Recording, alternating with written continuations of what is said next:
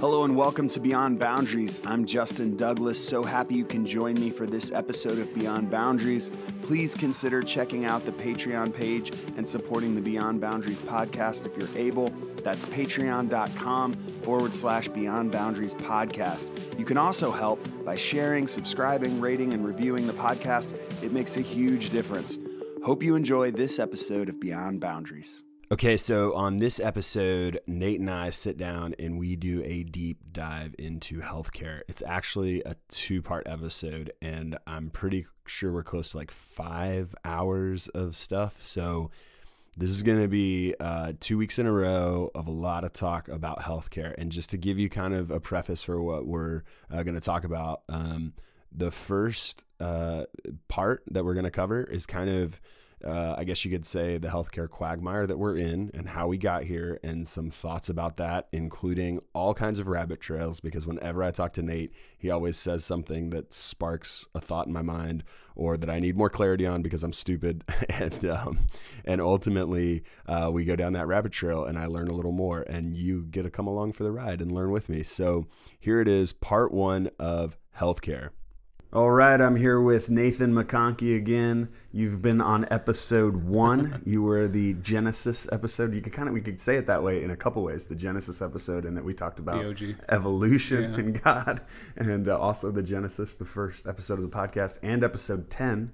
Mm-hmm. And now you're back, and I don't know, this will be probably released somewhere in the 20s when it releases. So you're hitting that like every 10. You're getting a slice of the pie. Done over 10% of your podcast. Over 10% of the podcast at this point. I'm sure I'll get a sizable cut of the check that I'm sure. Yes, I'll let you know when those residuals start coming in. I'll hit you up. So Nate, why don't you start letting people know, maybe they didn't listen to the first episode or episode 10. They don't know you. Tell them a little bit about you, your background, who you are, what you're about. Sure. All right. So my name is Nate McConkey. I'm a physician, among other things. I'm board certified in internal medicine and pediatrics. Also, I'm certified pre-hospital physician, and I'm getting trained currently in cardiology and electrophysiology. I also have a master's degree in public health, and my undergraduate degree was in cytomolecular biology. So I've got several degrees related to either healthcare science delivery, actual medicine, as well as basic science on top of that. So I've been a physician for the better part of this decade. Much of my work is in specifically heart disease, but I also have an interest in health policy as well as health psychology and decision making, which is going to be relevant for our talk today, certainly. Yeah. And for more details, obviously there's 2 other podcasts with more on my background and who I am and my views on life in general. So that's I'll not great. belabor that point further. That's great. Make sure to go back and listen to those podcasts if you haven't already. And so today, what I thought would be really cool for us to talk about, because you and I have like sidebar conversations after church or at other times, and I'm always like, wow, this like short little conversation, if we expanded that out, that could be a great podcast episode. I think I've said that to you like 10 different times in little conversations. But the one conversation we were having one day was on the healthcare system. Mm-hmm. And obviously we're in an election year where everyone has their policies and platforms about all different kinds of problems that exist in our world, right? Whether that's foreign policy, domestic policy, all over the place. But one thing you're hearing a lot about in this particular election cycle is healthcare policy. Mm-hmm. And it seems like it's a pretty polarizing conversation in a lot of ways. Mm-hmm. Some people are very, this is the way it should be. This is the only way it should be. Some people are over here, this is the way it should be. This is the only way it should be. And I guess what I would like to do today is to try to get your perspective. You're incredibly intelligent. Like every conversation I have with you, you're well informed. You tend to have a decent understanding and grasp of, the complications surrounding things, even when people are saying we should just do it this way. Well, that way is great, but it will have some effects over here. I guess I want to see the broader picture of the healthcare reality we're in. I mean, it seems to me that what I hear regularly is like we are, in a position as a country where we have a lot of uninsured or underinsured people when you look at other countries that are able to have more affordable healthcare. Mm-hmm. And it seems like there's some things that we've done in our history that have put us in that position, or or some policies that have placed us there. And ultimately, I guess what I want this conversation to be today is to kind of expose the complications, not to be partisan on one side or the other, but simply to try to understand the complexity of healthcare. But then also for me personally, one of the things I'd love to know is like, what is a compassionate healthcare ethic when it comes to someone who wants people who are, considered the least of these, considered those people who are at the margins, to have their needs met when it comes to healthcare, but do it in a way that's sustainable and that's not that's responsible too. Does that make sense? Like Yes. I think both of those things are really important. And so yeah, I don't know where you think we should start. Like, how do you think, maybe the best way to say is, if you were to describe the landscape, like if an alien came down right now, this is a great way to start this conversation. Yeah. If an alien came down right now and they had no concept of our healthcare policy and how it worked, and you had to explain how we got in the quagmire of our healthcare system the way it is right now, which I don't know, maybe you don't consider it a quagmire. I think it's a little bit of a quagmire. Yeah. Where would you go back in history to kind of say, well, it all started here, or here's some key mile markers in what created the frustration we're working through right now and the problems we're trying to solve? Well, I don't even know if you have to invoke the idea of space aliens for this, because if you brought a European to the United States, sure, they would be equally astonished at how things are run here. Okay. But let me start by saying some elements of where we are now, and then from there I'll explain how we got here and how it has implications for moving forward. So whenever we talk about the U.S. healthcare system, we always kind of put it in quotes, because unlike most countries, we don't have a single unified entity that provides healthcare. In order to have a healthcare system as a whole, there are a few different parts. You need to have providers, the ones who actually perform the healthcare services, physicians, nurses, therapists, etc. You also need to have a financer, someone who pays for all those services, which are not free. For most people with employer-sponsored insurance, that is your employer. And that's distinct from a payer, which is someone who manages that money and actually makes arrangements to pay for care, which would be something like an insurance company. Insurers are kind of a separate category, but usually it's lumped in with the payers in this case. That means that the payers are the ones who take the money given to them by the financiers and decide what services from the providers justify payment. And that in itself could be a whole TED Talk, so we'll briefly touch on that. But that's an important part as well. There really isn't any situation in the U.S. where all of those things fall under one roof, as it would be in another country. So many different systems that we have in other countries include things like a national health system, like we see in the UK and Commonwealth countries, where practitioners of the healthcare sciences are actually government employees, and the government pays them directly for their services. That's different from a national health insurance, like in Canada, where hospitals are owned privately, physicians are employed by those hospitals, but then the government actually administers payments to them, which it pays for by collecting taxes, which is also distinct from something in Germany, socialized medicine, which is a common model in Europe, where essentially everyone pays into one bucket, and from that it's divvied out into whatever care is deemed necessary. So there are different levels of a healthcare system per se, but in all of them, in most other countries with, quote, universal healthcare, the government takes a sizable role. In the US, however, we have private insurance companies that individuals can choose from in order to get their personal insurance. We have hospitals that are operated completely of their own accord, and while they have to be certified or inspected or reviewed by agencies that are often affiliated with the government themselves doesn't directly involve themselves in them, with the exception of things like VA hospitals. The individual who pays for their healthcare is usually either the individual themselves if they're paying out of pocket, or it can be their employer through employer-sponsored healthcare. But these particular entities don't necessarily talk to each other. They don't necessarily have an agreed-upon standard for, when one person goes to this hospital, they get the same care as that person who went to that hospital. So that's one of the unique elements to it, and that's a distinctly American phenomenon. It has its benefits and it has its disadvantages that we'll kind of talk about as we get there. But the biggest thing is there isn't any particular mechanism for guaranteeing healthcare to anyone for the entire spectrum of healthcare services. So what I mean by that is we do at least have some basic safety net, even if it's something as simple as the EMTALA Act. So EMTALA which was a law that only came into action in 1986, is the Emergency Medical Treatment in Active Labor Act, which is a fancy way of saying that we don't let people just die in the streets. If you come into an emergency department, and there is a specific definition for what really counts as an emergency department, but if you come into an ED and think you're having a medical emergency, even if you can't pay, even if you're an undocumented immigrant, even if you tell us flat out you're going to dine and dash and leave as soon as you get treatment, we are obligated by law to at least examine you to see if you're having a medical emergency.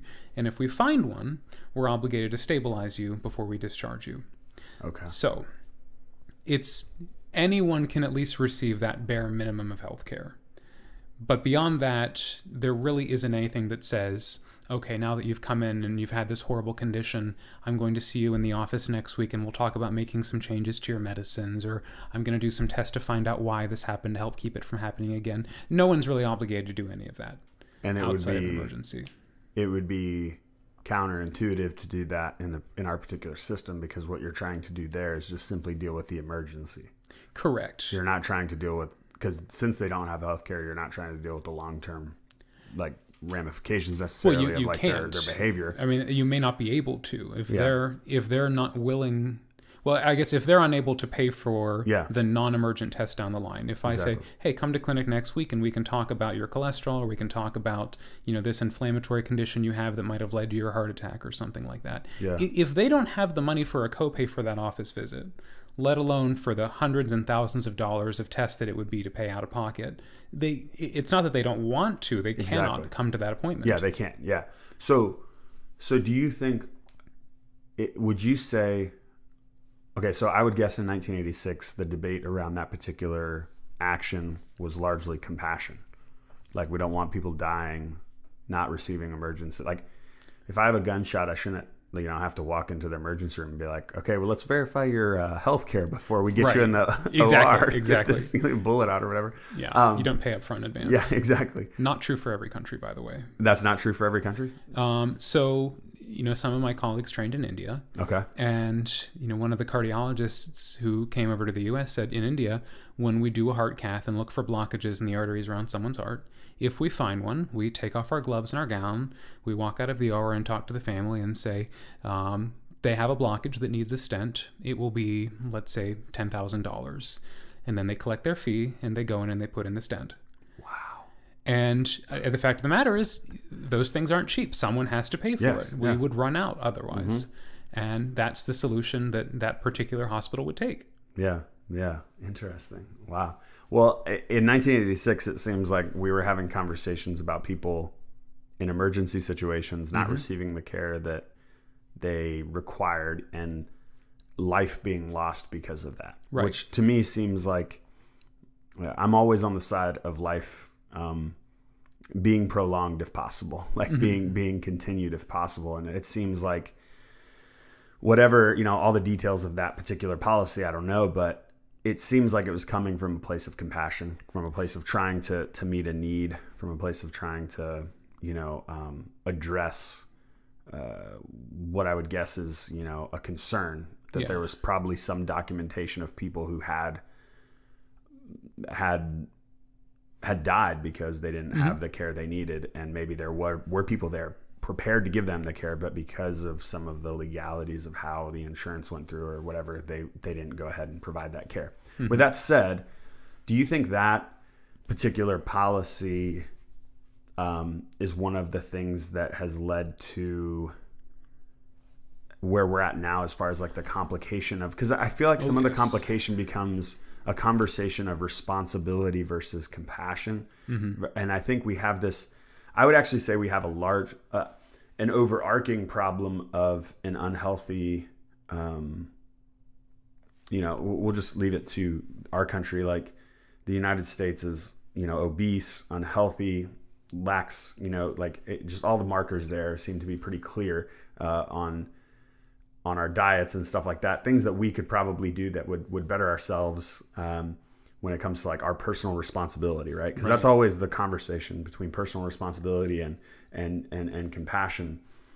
I guess what I'm saying is in 86, when that happened, would you say that is occupying 25% of the complication, 50% of the complication, like, and maybe it's hard to put a metric to it, but It's I'm just 6%. trying. What was that? It's 6%. 6%. 6%. 6% of the right. complication is that? Wow. Explain that 6%. What do you mean by that? So 6% of a hospital's cost is in uncompensated care. Okay. So the snag with EMTALA is it's essentially an unfunded mandate. It says, I specifically have to treat a patient who comes into the ER, even if they can't pay, even if they've never had any intention of paying. And if they do, that's great. We get compensated, but it's probably not fair for the patient who had to pay out of pocket and didn't have an insurance company to negotiate for them. But if they don't, we say, well, that's charity work, and we write it off. And I don't know the metrics for my specific hospital, but nationwide, the number 6% has been quoted. 6%. Now, that being said, while that is a major factor in the cost of delivering healthcare, there's another more insidious element to it that's a little bit harder to quantify. Okay. And that is, it's a lot more expensive to treat an emergency than to prevent it. Yeah. And if we only mandate emergency care, that probably isn't the most cost-effective way of keeping people healthy. And I'll give an example from my own specialty in cardiology.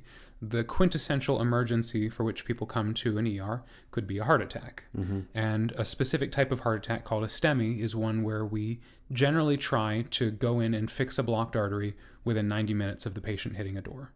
And we've gotten pretty good. We've gotten that less than an hour in most cases. If we don't do that, permanent damage can occur to the heart, and they can be left with debilitating heart failure for the rest of their life. So it's the number one cause of death in the U.S., heart disease, more than all forms of cancer combined. Wow. And B, once it's been recognized in this particular setting, there are literally minutes to act on it before it becomes permanent. So having said that, a patient who comes in with a heart attack gets the full court press. They get an EKG within minutes of hitting the door to check their heart's electrical activity. They get blood work to check for heart enzymes. Based on the EKG, they may go directly to a catheterization lab, a type of operating room, where under X-ray guidance, we bring wires up into the heart and open up a balloon to basically open a blockage that's formed in the heart. If we don't do that, then all of the heart tissue downstream of that blockage dies within hours. So that being said, these things don't just come out of nowhere. And it isn't for no reason at all that that's the leading cause of death in U.S., but not most other countries in the world. And that's that most people who have coronary artery disease, not all, but most of them have certain risk factors like high blood pressure, high cholesterol, most infamously diabetes. And some of these things, if recognized and treated in advance, could prevent or delay or decrease the severity of heart attacks. So let's take the example that this patient's a diabetic. People with diabetes, the number one cause of death among them is heart disease. Part of that is because of the inflammation of the blood vessels, the tendency to build up these atheromas, collections of plaque, inflammatory cells that can eventually rupture and cause a complete blockage in the heart. But we know that you're more likely to have that happen if you've had uncontrolled blood sugar. So let's wind the clock back and take this patient and actually put them in an office instead, maybe 20 years earlier.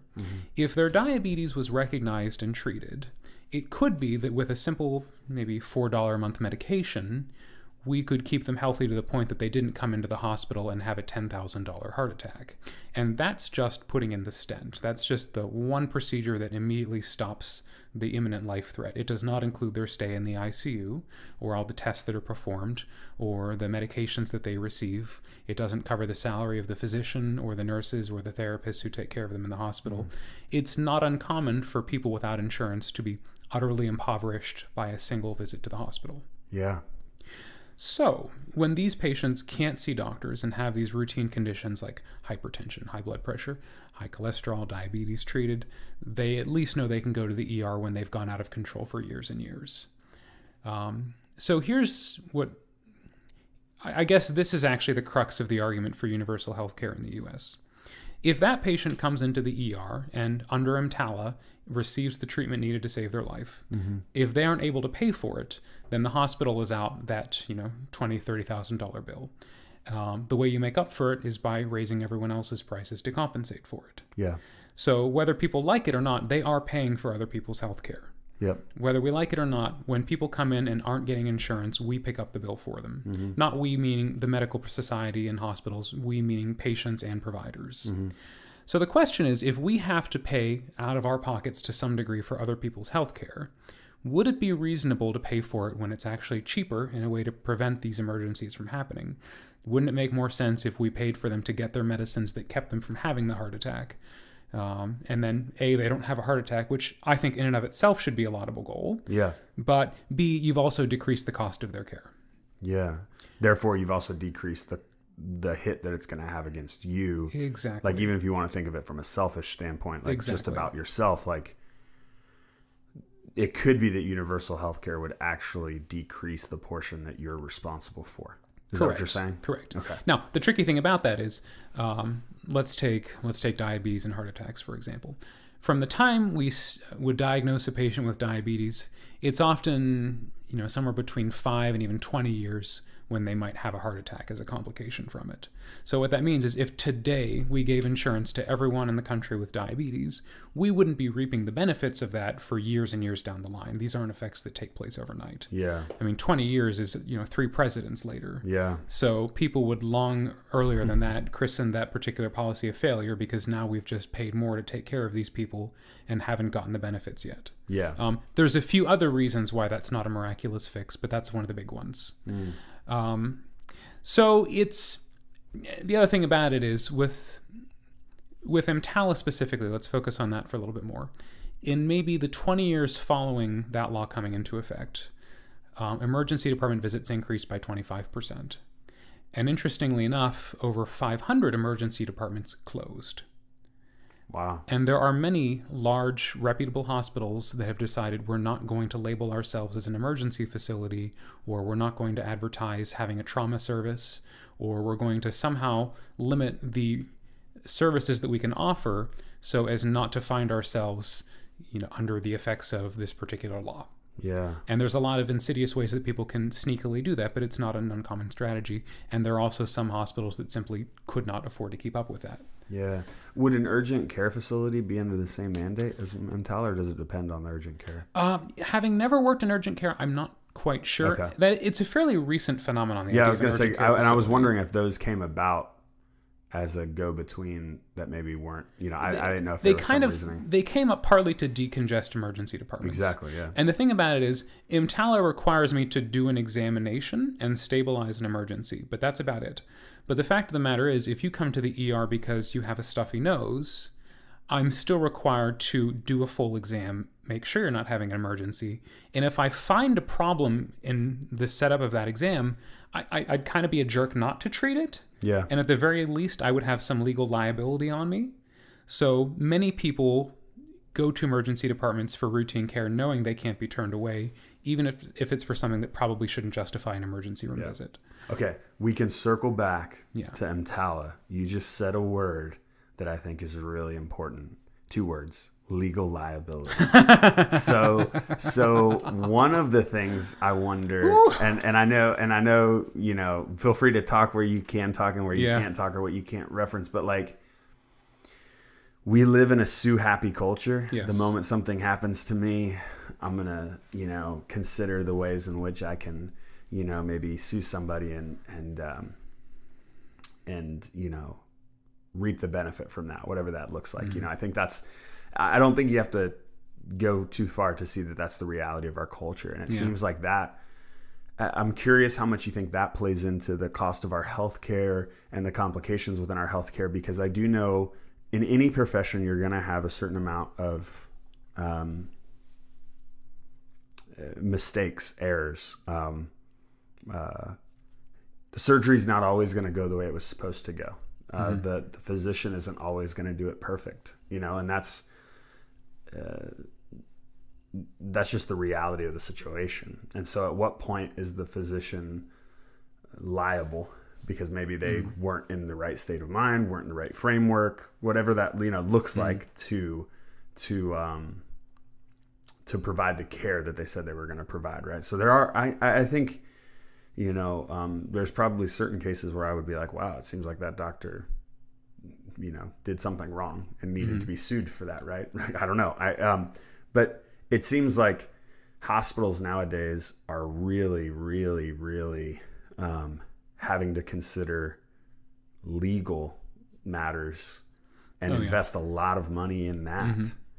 Can can you speak to how that has affected healthcare costs, how that's affected coverage costs? Because I got to believe a surgery in 1980 and a surgery today, obviously the technological advances have probably made that cost skyrocket. But then also I do think some of the legal ramifications of where we're at in that. Yeah, so that one's also pretty tough to say, because it's not as simple as looking into how much do we spend on malpractice insurance, how much time do we spend defending from lawsuits, how many lawyers do we have to retain. It's everything we do in medicine comes with some notion in the back of our minds of, is this going to put me at some liability? Yeah. And it's not our number one concern by a long shot. But if it comes down to two courses of action which are equally valid, generally most physicians will pick the safer one. Yep. Not necessarily safer for the patient, although that's number one concern, but safer for us as well. Sure. So let's suppose we have a patient in the emergency department, and they come in with, let's say they come in with chest pain. Now, chest pain can be the first sign of a heart attack, and if the patient is a 65-year-old male with a history of diabetes and hypertension and 3 prior heart attacks, I'm going to have a very high suspicion that it's heart pain. We're going to get our EKG and our cardiac enzymes, and if the first blood work is negative, I'll get it 2 more times to be sure. But it's a little bit of a different story if the patient is a 15-year-old girl or a 15-year-old man, and they come in saying, yeah, it hurts right here when I take a deep breath, but that's the place where I got, hit with a football the other day, and it's kind of bruised. I probably am not going to treat them extensively for a heart attack. But I am probably going to at least get an EKG, an electrocardiogram, to say that I looked for a heart attack. Yeah. Even though I think the likelihood of it happening is practically negligible. And even if I think it's more likely I'm going to find something meaningless that scares people and causes psychological distress than the chances of me actually finding a heart problem. So actually it's kind of convenient that I randomly came up with a teenage athlete, because if I were to do an EKG, that test on a healthy teenager, there's a good chance I would find some subtle variations which in an adult could signify a heart problem. And we've studied these extensively. There's an entire volume of literature on, quote, the athletic heart syndrome. Some of those kids end up getting stress tests. Some get even more workup afterwards. Some get echocardiograms, tests that can be in the thousands of dollars. And the whole time they're panicking, oh man, am I going to lose my scholarship to college? Am I going to be able to play football? A lot of psychological distress. Am I going to die? That's a concern eventually. Yeah. And it's probably going to be for nothing. And there is significant harm to looking for things that probably aren't there. But one of the reasons why many physicians choose to do that is because if they are the 0.001% who actually has a serious heart problem, and it was just a coincidence that they happened to have this, rib pain, they wouldn't want to be sued over that. Yeah. And the sad reality is, we could put 100 patients through harrowing psychological distress, and that doesn't have as much consequence to it as missing the one patient with the bizarre diagnosis that no one has any business looking for. Yeah. So this general practice, referred to as defensive medicine, quote unquote, means ordering tests or performing examinations that probably aren't going to go anywhere, but are necessary to protect the physician from liability. And there have been many efforts to try and tell exactly how much money goes into that. It's hard to say for sure, and it definitely varies from state to state. Okay. And a lot of what people consider as the threshold for too much or too little testing is partly based on state laws regarding malpractice. Okay. So some states like Texas put a cap on, quote, non-medical expenses that can be recovered in a malpractice suit. So people can't say, I had such psychological distress, I deserve $10 million because of it in emotional damages or something like that. Some states say, no, you get paid in relation to the actual harm that was done to you. And there are different statutes of limitations. Like, I believe in Pennsylvania, you have 2 years from the discovery of an accident to file a suit against it. Otherwise, it goes away. Okay. So, if I suddenly discover the cure for cancer tomorrow and strike it rich, patients from 5 years ago can't start saying, oh, you know what? Now that I think about it, I've been having a lot of back pain since that doctor did my heart cath or something like that. There is a limit on how recently people can dig up skeletons in the closet, so to speak. Wow. Not all states agree on that, and some lean more towards physician rights and some lean more towards patients. So depending on where you are and what those laws are, that informs to some degree how much, quote, defensive medicine is practiced. If you had to guess, what do you think the percentage is of what a hospital budget is allocating toward legal fees / settlement fees? Because I know a lot of times hospitals will settle without even going to court because it's just easier. Like kind of, yeah. In some situations, like just like businesses and corporations will do that. Like I'm not really sure. Are you thinking like 1%, 2% more? I probably more, but the thing is, it's not just the actual amount of payments that are made. It's something it's the as simple mindset as that shifts too, right? Because the mindset has kind of shifted from providing care for this individual to also providing care and now that defensive medicine that you've talked about, right? Right. So it's a lot of it is even things like documentation requirements. Okay. Like we have to, many hospitals have what they call a pre-op timeout or checklist where they go through and remind themselves this is the correct patient, they're getting this procedure, we're operating on this side, et cetera, et cetera. And the sheer volume of paperwork is overwhelming. Part of it is just for the sake of defending against liability. Now, we do know that things like pre-op checklists do improve patient outcomes, yes. Yeah. But I don't need to fill out a form that says which side I'm operating on if I'm doing something like an electrical cardioversion. I'm shocking the heart. You only have one. You don't have a left and a right heart. Yeah. I can't really miss with this procedure. It's good to know it's the right patient and the right procedure, but there's a lot of boxes that people check on a regular basis that probably aren't applicable to that specific setting. But it's better to have more documentation than less documentation. So Sue Happy culture, in your mind, makes the top 10 list of complicating our healthcare system or doesn't? Or even the top 5 list. We'll say top 5. I don't know if it makes the top 5, to be honest. Okay. Top 10 might be reasonable, but it's very few physicians would admit, you don't need this test, I'm getting it to protect myself. Gotcha. So if I were to poll all of the physicians in the hospital and say, hey, how much do you think you order things that you don't need to order, but it makes you feel better? They're going to say 0%. Yeah. You know what I mean? Now, that may differ from what you actually see if you were to go through their charts one by one, but it's very subtle. It's very deeply ingrained from early on in our training. It's kind of hard to tease out what we do because it's the right thing to do for the patient and what we do because we don't want to get sued. And I say that like it's an us versus them mentality, but the best thing for the patient is to have access to a doctor in a hospital in the first place. Yeah. If there's a lawsuit that shuts the doors of the hospital, that will hurt every patient who would have come for their care. It's not only the physicians who benefit from avoiding these malpractice suits.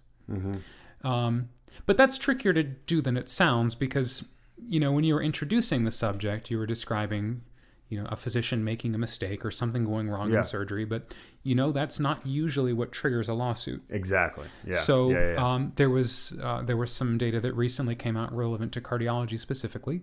2/3 of cardiologists have been sued at some point in their practice. Whoa. I don't think that 2/3 of cardiologists are bad doctors.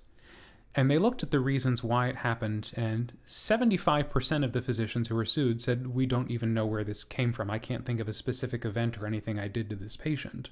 Wow. I think less than 11% said, oh yeah, I deserve this. This is on me. The majority of those were either settled out of court or found in favor of the physician. Something like less than 10% went to trial and were found in favor of the patient.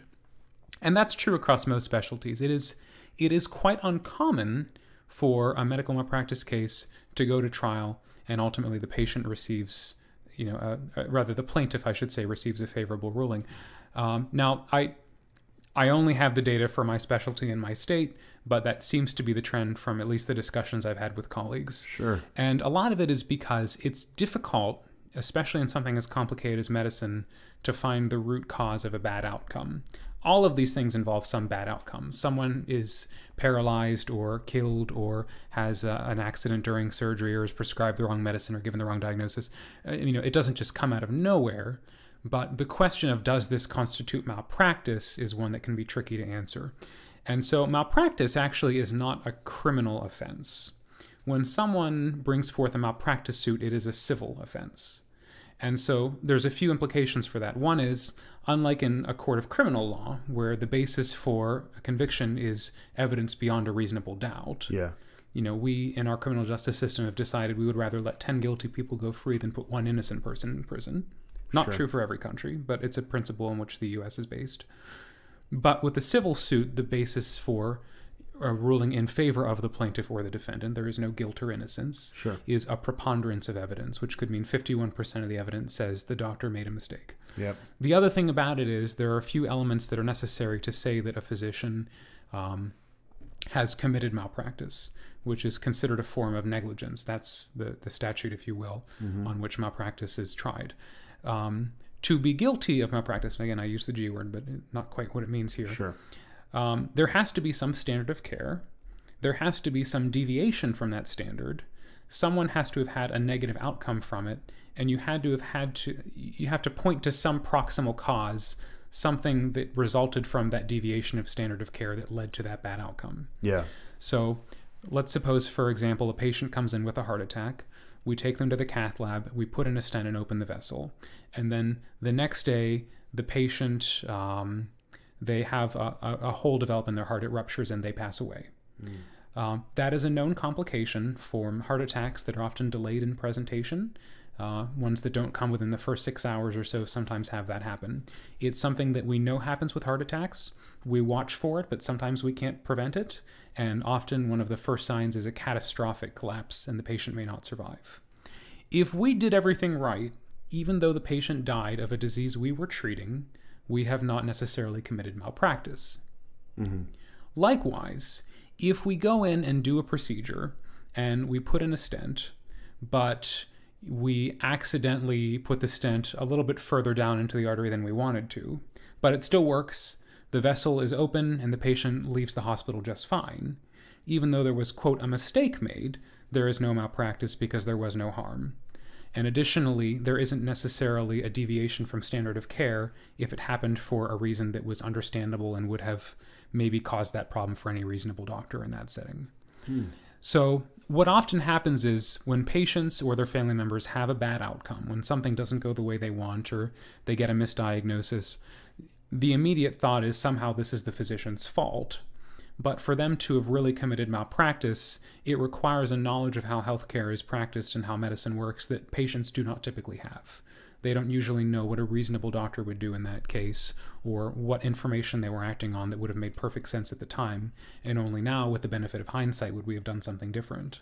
And even if there wasn't anything to do different, even if we would have done exactly the same thing because what happened was not preventable, it's hard to persuade people of that.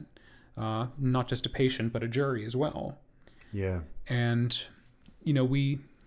we talk about in the U.S. having a trial with a jury of your peers, but we don't really have juries of physicians from our practice suits. We have to explain to random people off the street how things like cardiac dysrhythmias work or how percutaneous coronary interventions function. And, we can't always... And it gets super complicated. Some med students don't grasp that. We can't expect people who just came in for jury duty to be able to figure it out. Yeah. So that's a complicated piece, but from what I hear you saying, this isn't like one of the main drivers in what's complicating our healthcare. I think it's a bit overblown. Certainly it is a portion of it. And it definitely contributes to costs. I don't think it's the biggest issue though. So would you put EMTALA, the 1986 emergency room, reality, as one of the top 5 that's complicating? Well, I think EMTALA is absolutely necessary, and I'm not on a platform of repeal EMTALA. No. Let people die again. I'm more saying, do you think the effects of that, which by the way are not all just negative, like they're positive. People haven't died. People have received the emergency care they need. What I guess I'm saying is, has that complicated our healthcare system further because now you have certain people saying this is creating costs over here. It's creating, I don't know. It definitely plays a role. And if not that specific act in itself, the general notion that everyone deserves some minimal level of healthcare by necessity leads to cost. Yeah. And that cost may be worth it in some cases. Although in the U.S., there's convincing evidence to say that not all of our costs are worth what we're getting. Okay. Would you, so I'm trying to guess the top 3. Sure. The top 3 issues, okay? And I haven't touched on any of them yet, would you say? No, not yet. That are causing, okay. No. Because I'm not very informed on this. I'll just be real. You're more informed. Would the privatization of hospitals and like that reality have anything to do with the top three in your mind? Not the privatization of hospitals. Or for profit? Well, you'd be hard pressed to find a for-profit hospital, to be honest. Okay. If you were to take all the money that the hospital spends on a daily basis and instead invest it in stocks and bonds, you would probably make more money more reliably by investing that money. Really? Yes. Interesting. And in fact, there are a good number of hospitals, I'm going to drop any specific names, but where a sizable portion of their surplus goes towards investing in things completely unrelated to their delivery of healthcare services, because that's a responsible use of money that yields returns and keeps them from going broke. And it's a better question to say, if they have the ability to use that money so effectively, why are they spending any of it providing healthcare at all? Yeah. It is not the most profitable use of money. It's not a good investment. And the answer, which should be pleasant, is I think they are doing the right thing. I think there are hospitals, most hospitals, in fact, recognize the specific role they play to society and that they have certain obligations to provide excellent healthcare for individuals, whether they're capable of affording it or not, and that is the ultimate goal as opposed to the bottom line. Okay, good. And it's different than how some businesses are run. Yeah. And I think a lot of people look at healthcare as if it is the same sort of business as, a company that makes beer, but it's not. We're not making a product to sell. We're trying to genuinely improve people's lives. Yeah.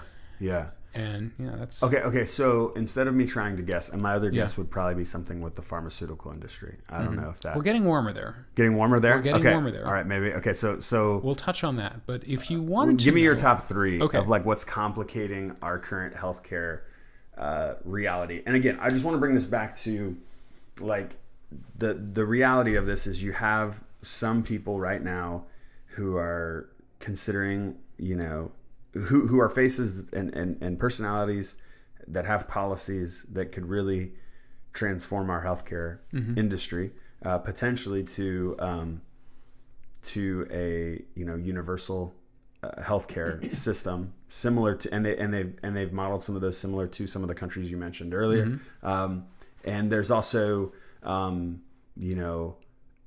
more like I don't know. It doesn't seem like. It seems like there's a more conservative approach, not trying to get binary with conservative and progressive, but more like there are ways to reform this in a different way. And what I'm trying to get at is before we kind of break off those two paths, I want to make sure we recognize, or listeners can recognize, here's the top problems that need to be solved, and then we can maybe say, so what universal healthcare does to solve that problem is this. What a different kind of continuing on in our same path, or would do this. I mean, does that make sense? Yes. But I want to identify the problem before we kind of get talking, because one of the things I think that's interesting about healthcare is like if you turn on the news, whether it's Fox or CNN or MSNBC or any of those, you turn it on and they're like, we're going to have a debate about healthcare. And then they come back, they have 4 panelists and they give them a 10-minute segment. And it's like, you and I have only just touched the surface and we've been talking for a while. And it's like, rarely do those conversations actually get to identify the roots of like how complicated this is and how many moving parts there are. And then when you make policy change, how many people are legitimately affected by that and how many systems have to change and transform, and how long that can take for those systems to adapt to the new reality. And so give me your top three and then we'll go from there. Maybe I'll have some follow-up questions as you go through what you think the top three things that are complicating our healthcare reality are. All right.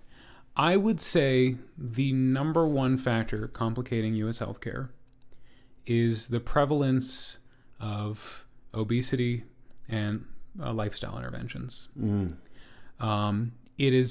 It's not a coincidence that one of the developed nations with the highest obesity rate also has the highest rate of heart disease. And it's not a coincidence that most of the people who smoke cigarettes, for example, are dying of that heart disease as well. And it's a little bit weird that, not to go too far down this rabbit hole, but of the things in this country that are illegal, smoking tobacco is not. I think that if we banned the sale of tobacco and people actually stopped using it, we would close entire wards of the hospital within years. Really? Seriously. Wow. So I would say smoking and obesity, those two things, the two biggest risk factors that we deal with in this country. And we can talk a bit about obesity. That's also a whole TED Talk in its own. Yeah. But generally speaking, being obese or overweight, which 2/3 of Americans are, is probably one of the leading preventable risk factors for at least the top 2, if not the top 3 leading causes of death in the U.S. And most of the money that we spend in the U.S. healthcare system is treating the complications of those conditions. So that's number one. I think that if we were able to get on top of that problem, we would see costs vanish over a generation. What I just heard you say was the policies or things that would need to change, though, are not necessarily related to the healthcare No, of course field. not. Yeah. So, like, the type of food that we allow people to consume, and I mean, obviously, we are pretty, like, libertarians would be listening to this being like, you can consume whatever kind of food you want, you know what I mean? Sure. And that's fine until we have things like EMTALA, which allow those people who've consumed anything they want to be able to receive care. Do you see what I'm trying to say? Like, and how many people actually know the risk of what they're consuming? They don't. They have no idea. Like that, like consumer education and that kind of stuff. That's the other thing. How many people know? Oh, wow, hold on. You mean I knew overweight wasn't good, but I didn't realize it meant that, like, my likelihood of how I'm going to die is going to be likely this way because of, like, you know what I mean? Like I don't. And then other people, there's also just the reality of, like, childhood obesity and, like, this is a lifestyle you grew up in. This is a way, and now, like, reprogramming the way you eat, the way you are, how active you are. Man, that's a hard reality to just flip a light switch and shift. Right. I mean, what I'm hearing you say, though, is, like, the number one problem with the healthcare industry, or the number one leading cause of, like, higher costs and what's complicating everything, is affected by policies around substances like tobacco, is affected around how we eat, how active we are as a culture, what families are handing down for lifestyles to their children. Like, these are all things that, by the way, universal healthcare may not even address. Or could address, but may not. Like, does that make sense? Yes. Like, so to boil it down to a very simple bullet point, the leading cause of healthcare costs is too much disease. And so if you want to make healthcare costs less, have fewer diseases. And I'm sure everyone's thinking, oh, I didn't think of that. I'll just have less diseases. I didn't know I had a choice in the matter. But the truth is, we live in such a privileged country where most of the things we die of can be prevented. Now, again, there are certain conditions where people are just so out of luck. Yeah. I mentioned coronary disease specifically as being a condition heavily affected by lifestyle choices, but it's also affected by genetics. Yep. And if people have something like familial hyperlipidemia, where they just happen to have high levels of cholesterol and fats in their blood, they get heart disease earlier, more severely, no matter what they do in terms of their usual risk factor modification. Their diet and exercise can be flawless and they can drop dead of a heart attack. Yeah. That is always going to happen because nothing is fair. But most people can do something to at least reduce their risk, even if it's not necessarily enough to keep them out of the risk category entirely. Okay. Can we do a PSA here? If I'm listening to this and I'm feeling like, oh man, I fall into that category, what would be your elevator speech for what someone should do if they're obese, or if they're, if they're feeling those risks? Those risk factors, what would you? I would say, I don't know. I'm not that I'm trying to tell you to give people medical advice. Let's just be clear. Disclaimer here. Right. But lifestyle advice. I would say, a priori, the most important things anyone can do for themselves are stop smoking, don't drink excessively, and if you think you're eating enough, you're probably eating too much. I think people would be astonished if they tracked carefully and sincerely just how much they're eating. If you go to a restaurant and order nothing but an appetizer and a dessert, at most chain restaurants, that will put you over your daily caloric expenditure. That's more calories than you should have all day, and you haven't even had the entree yet. It is horrifying just how easy it is to overeat in America. And, a lot of people don't realize that everything down to the ketchup packets has calories in it. Yeah. And, I was at an airport one time and I got I was looking at the one of the food stands that they had, and they had muffins, and it said on the back, 100 calories. I said, oh, that's not much. And then the serving size was a third of a muffin. And I'm like, no one buys a muffin with the intention of eating 1/3 of a muffin.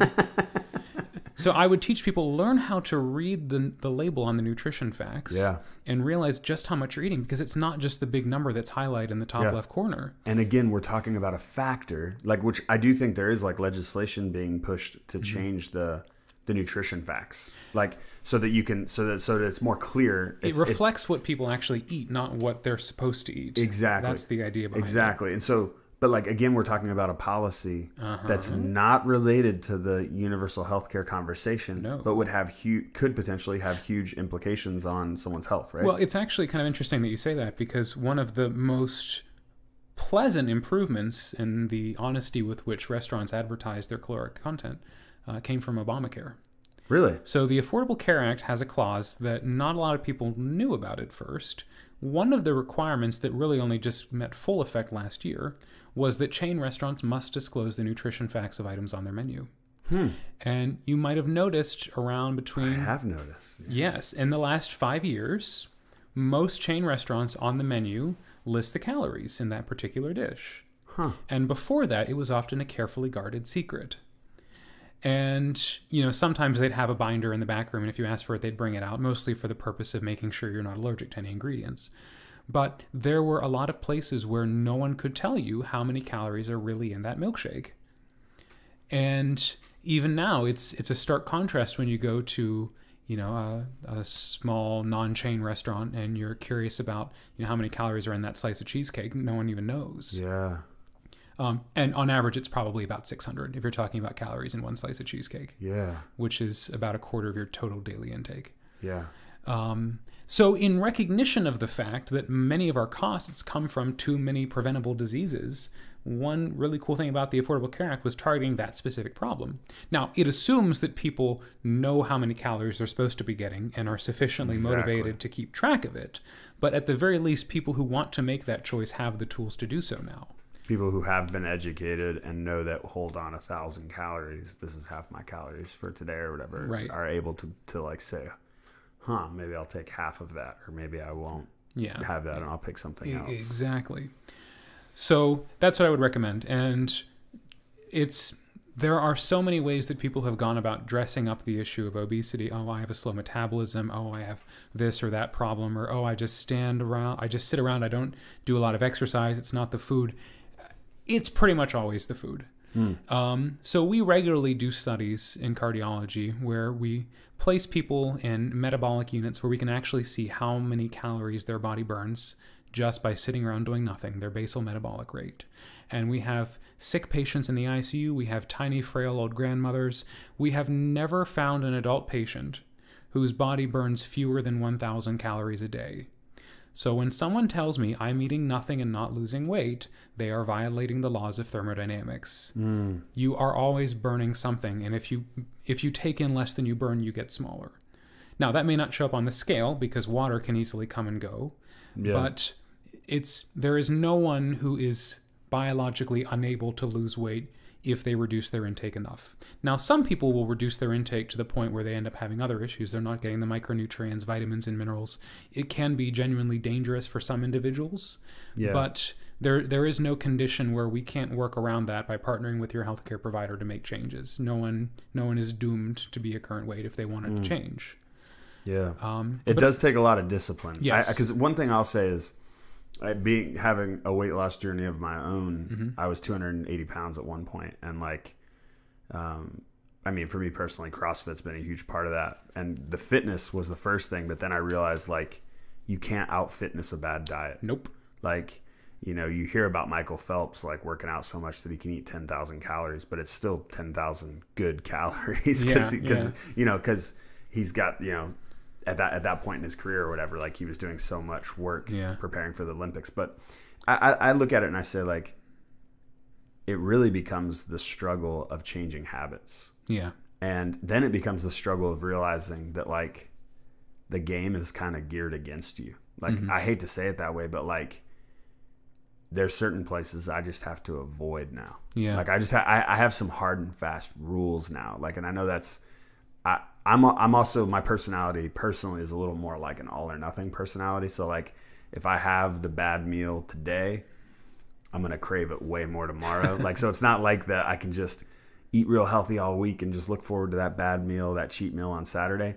Like, because if I have that cheat meal, I'll want to overdo it even the next day. So that's I've learned that about myself. But I've also learned that like, there's few places that are really geared toward health. Like, even your healthier options, like Chipotle, for example, is maybe a healthier option. Well, here's the deal: the amount of carbs that are in all that rice, that are in all that, like, you know what I mean? The amount of calories even in a burrito bowl. Like, let's say you get a bowl. There's the healthier option. I'm getting the bowl. Like, the amount of calories, like, and not to pick on Chipotle, I'm just saying, like, even our healthier options are still Americanized options. Yes. Does that make sense? Yes. Like, we would, when you do go to Europe or these other countries, like, and you realize how small the portions are, you're like, oh, I got to go back and get seconds, or I got to, yeah, because you're like, you're not used to it. Like, you know, right. You're not used to how different people eat in other places, and how different the portion sizes are. So even when we are eating healthy, we're typically overeating in the healthy realm, which is still getting that caloric intake to a place. So exactly, it's taken me a long time to learn to eat healthy first, but then also to be like, okay, but I also have to like not eat as much even when I am eating healthy. And that's the secret that people don't often pick up on. They think that there are healthy foods and unhealthy foods, and if they eat the healthy foods, they become healthier. And that's just an oversimplification for the reasons you specified. You know, 1,000 calories of carbs versus 1,000 calories of fat versus 1,000 calories of protein will all lead to energy storage as fat if taken in excess. Now, there's differences in how filling they are, and in how long they rev up your metabolism, your thermic effects of food, your non-exercise activity thermogenesis. You know, there is some difference. It's not all just a calorie, but any calorie can be a bad calorie if it's too much. So I often tell patients who struggle with this, buy a kitchen scale and look at what the serving size is on the food you're getting, weigh it out on the scale and see how much it is. It will be less than you think it is. And keep track of it. Yeah. And it's easy now to do in the age of apps like MyFitnessPal or Lose It, all these things. And if you find that you're not losing weight, it's probably just, you know, water can come in where fat goes out. Over time, it tends to equilibrate. You know, keep tracking over the span of weeks to months to see the effects. Small fluctuations happen every day. People need to stick with it, be honest about what they're taking in, and log diligently. And that does not usually fail. Yeah.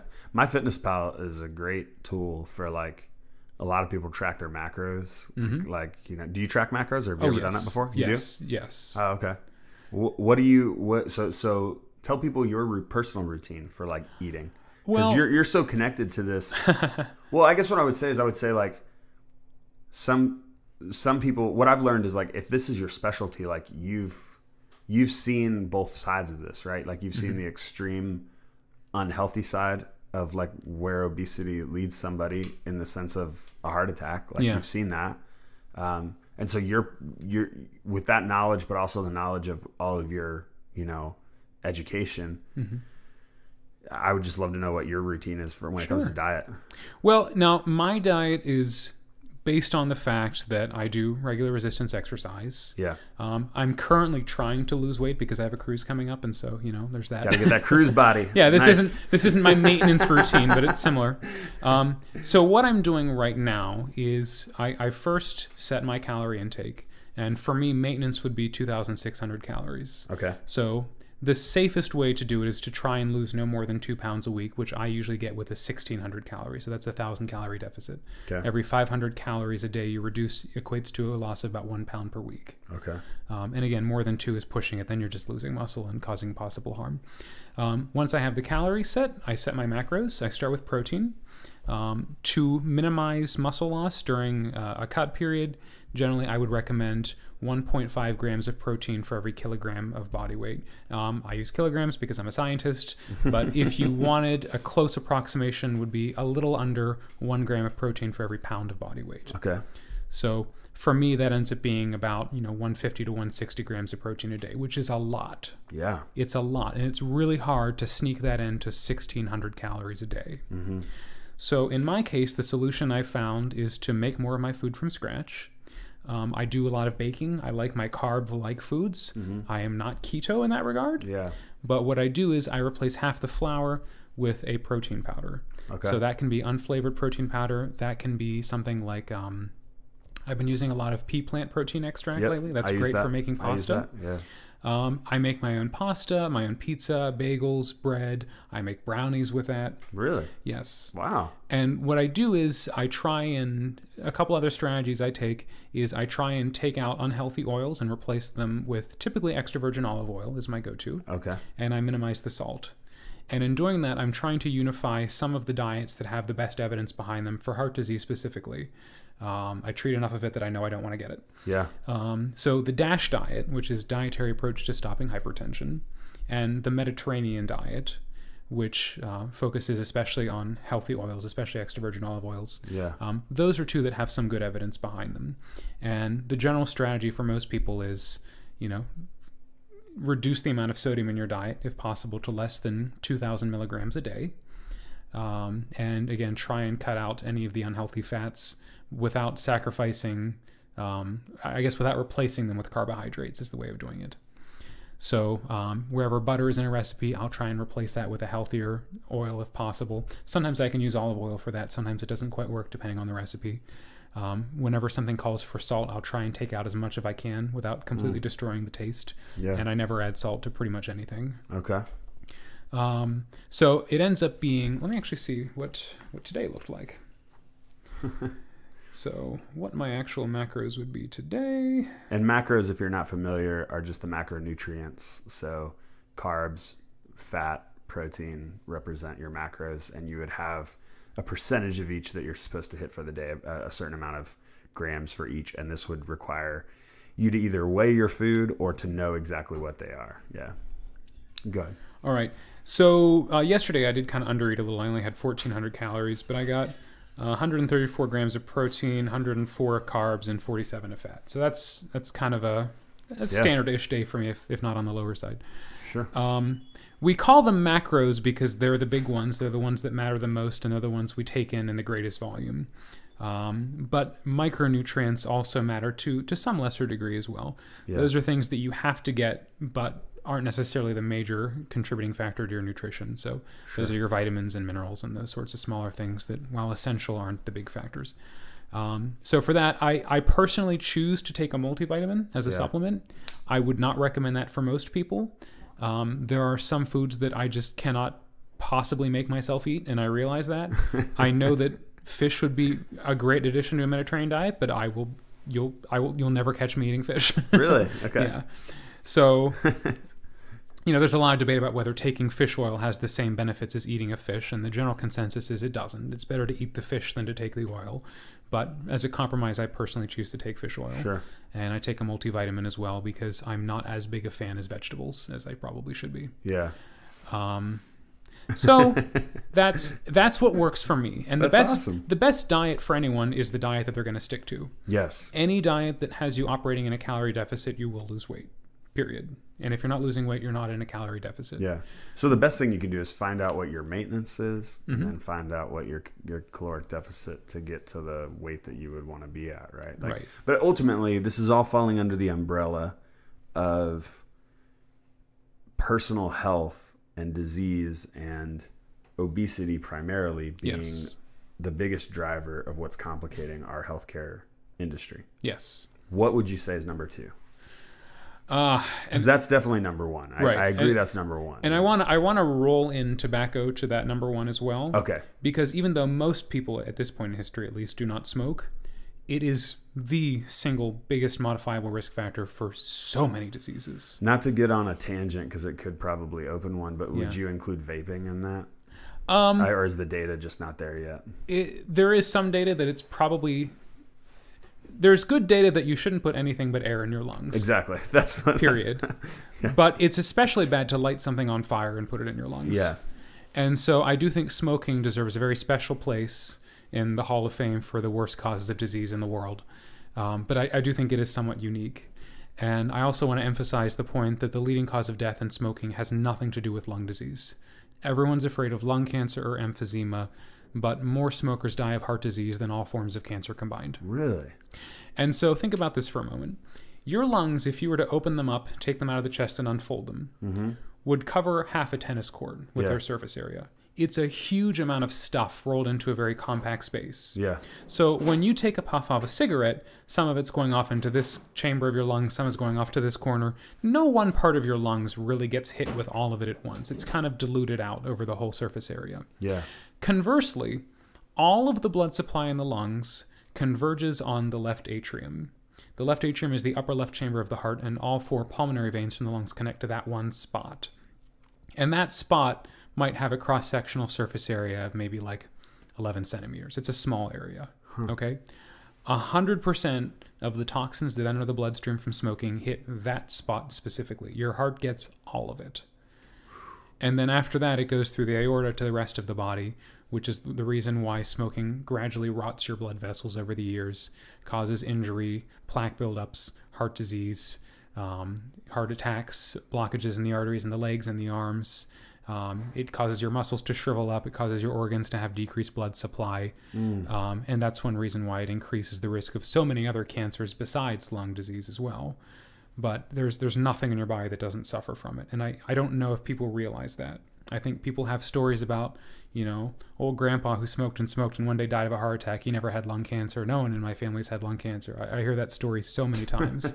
People don't realize the heart attacks are from the smoking in their family. Yeah. So what would you say to someone who came into you who's, I'll just make up a number, 40 years old, and they've smoked a pack a day for so long, and they want to quit, but it's so hard to quit? Do you have a method that not that there's one method that works for everybody, but do you have, what do you prescribe to that person? Sure. Because you're saying this is a number one. Yes, this is one of the leading. This is one of the leading things. So you must. Yeah. If you can get them to get off that, yes, then you can really improve their health. Like now it's about like, okay, yeah, we can treat the symptoms that you have now, sure, but like ultimately you're still putting these toxins in your body every day. So like, yeah, we can give you a pill to take on top of it, but it's not gonna. Right. I would say, and again, I think that's a very essential point. If I could snap my fingers and do one thing to change healthcare in the U.S., I would eliminate all cigarettes. Yeah. And I love that. I mean, I love that from the standpoint of like, who thinks that way? Like, who's really thinking? Like, because it's a personal freedom situation, right? Yes. It's like we saw prohibition with alcohol and what that did. Exactly. You're gonna have people smoke cigarettes no matter what, like whether they gotta make them, themselves or whatever. But like, I do think like, just the sheer, to know that is such a huge like problem is good for people who maybe aren't aware or maybe have never dealt with smoking personally or had family that have smoked, to know like this is a huge problem, widespread still, even though we've had a lot of reform, I think, in the last 10, 20 years in the tobacco industry. It's still there. Yeah. Well, so to go back to your question of what do I do? Not what would you do? This is my life, What I frequently do is I take kind of a 3-step approach. I try and support them from a behavioral standpoint by getting them connected with things like 1-800-QUIT-NOW, which is a line that people can call for, counseling and advice on how to quit smoking. Okay. And making general decisions in terms of, where are the situations where I tend to smoke? What are the triggers? How can I avoid that?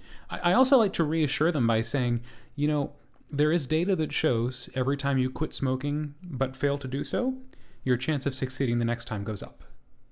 So if you can't resist having that cigarette and you say, darn it, I broke my streak, I was doing so well, don't be discouraged. It happens. And the next time you try it, you're actually more likely to get better. So think of it as stamping your card. You're not necessarily, you didn't fail to do so. You're just setting yourself up to do better next time. And on average, you need 7 attempts before you quit smoking for good. Wow. That's the number that's been quoted. Wow. So, hey, you've tried it 4 times. Great, you're almost there. And not everyone uses all 7. Some use more. That's the nature of how averages work. But I think people need to be reminded that every attempt to quit is helpful. That's not true for everything, by the way. Alcohol is the opposite. When people try and abstain from alcohol and relapse, it actually predicts they're more likely to fail next time. So not all habits work the same way, but smoking has that benefit that people do learn from experience and get better. So that collectively, the behavioral modification is one thing. The second thing is I'm going to look and see, is this anything that they're self-medicating for that I should be treating in the background? Is this a manifestation of something like depression or anxiety? Exactly. Yeah. Is this something where the treatment isn't necessarily to get them to stop smoking cold turkey, but to treat an underlying condition that they're using it for to inappropriately self-medicate? Yeah. Because that is true. A lot of people, they've got anxiety. I mean, I know a lot of people that I know who have quit smoking.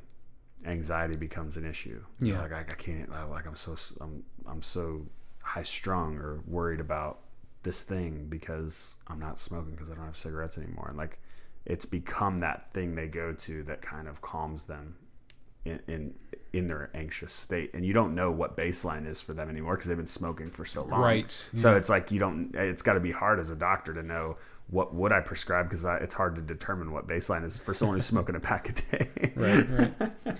Wow. Yeah. So that's the second point I would do, is any underlying medical comorbidities. And the third point that I want to help out with is the actual physiology of nicotine addiction. Do they need something like nicotine replacement therapy? Okay. Could that be a patch or a gum or an inhaler?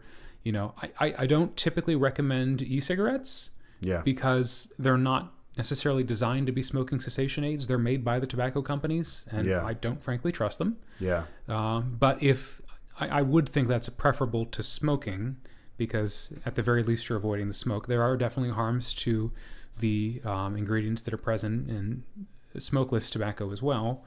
But I think that's probably the lesser of the two evils. I'd rather there be no evils if it were up to me. Yeah. And additionally, it may mean something like medications like Chantix, for example, or Wellbutrin, which are both medicines that, while not quite the same as nicotine replacement, can reduce cravings for nicotine. So if a patient is able to have those medicines, I would offer those if it's appropriate.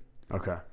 All right. So obesity, tobacco, we're pretty much talking about disease and also personal habits and behaviors. Is that fair? That's fair. As being the first, would you say it this way? Preventable disease. Yes. Based on the average human behaviors in America? I don't know. Would you say that's probably the best way of saying our number one cause of the struggle? Preventable disease is probably the biggest reason we have high healthcare costs in the U.S. Okay. And unfortunately, I have to add vaccine preventable diseases to that mix, because I kind of thought we were done with those, and here they're coming back now. But I'm not even going to touch that, or I'm going to be once I put my pediatric hat on and talk about vaccines. Like, all right. Nothing infuriates me more than that. I'm laughing because Nate and I have had many conversations about the vaccination conversations, and we'll leave that to another time, because if Nate gets on that train will leave the station, and we will be here for a long time. Not today. So we'll have a whole nother vaccination podcast episode, or maybe we won't. But not today, Satan. No. But that would be part of that too, because that could be a big concern. Yeah. Not that that's the leading cause of healthcare, but that general mentality has certainly contributed to preventable disease. Yes. Sure. So part of the problem of being in the U.S. is we have a plentiful resources. We have the ability to ignore things that could be bigger problems. Yeah. And I think people often don't realize just how much those things come back to bite you in the butt down the line. So that's number one. Yeah. The number two thing, now that we've talked about where the disease is coming from, only now can we start talking about what are we doing in treating that disease that's leading to cost. And it's been said that the majority of costs that we incur in treating a disease, maybe as much as 80%, occurs in the last year of life.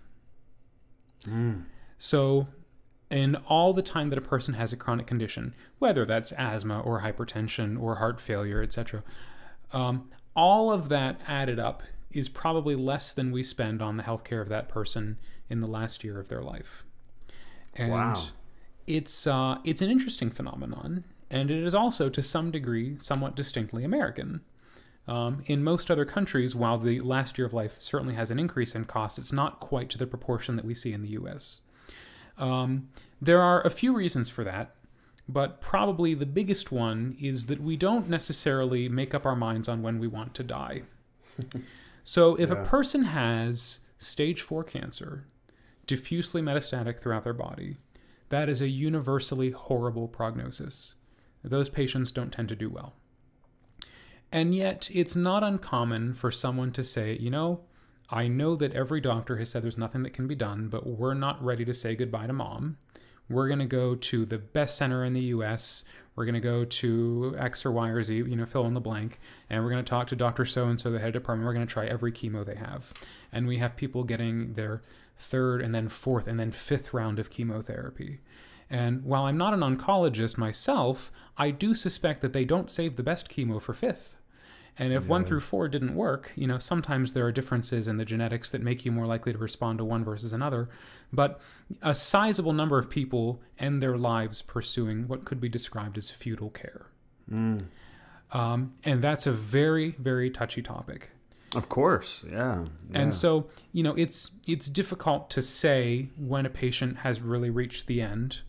And how much benefit there is to be getting from continued care, but every patient reaches a point where the benefits no longer justify the costs. And I don't say that purely as a cold bean-counting accountant. I say that from the standpoint of the patient and their family, that sometimes the suffering they endure is not worth the benefits of their care. And more people are starting to recognize that, you know, I don't want to get this or that treatment. I don't want to have a defibrillator installed to shock my heart back to life over and over again. If my heart tries to stop, I just want to go naturally. Or, you know, I have diffuse metastatic pancreatic cancer. I don't want to get chemotherapy and have the side effects. I just want to go peacefully. Or, you know, I don't want to be put on the transplant list or, you know, have machinery installed or be hooked up to, you know, devices that keep me alive. I just want to go. And that's the single most painful decision that anyone can make for their family member. It's understandable that people don't want to have that decision made for them, but they also recognize that eventually, you know, the body puts its foot down and says enough is enough. You know, eventually everyone dies.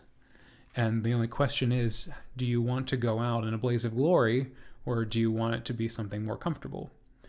And this is something that we've also tried in varying degrees to address through legislation for healthcare. One of the easiest ways to deal with this is for people to have honest discussions with their physician of what they do and don't want done when the end of their life approaches. And you don't necessarily need a terminal diagnosis to have that conversation, but certainly having something with a major life-limiting effect to it, if you have, you know, end-stage cancer or advanced COPD or stage 4 heart failure, you know, it's good to say, you know, I would want this and I wouldn't want that.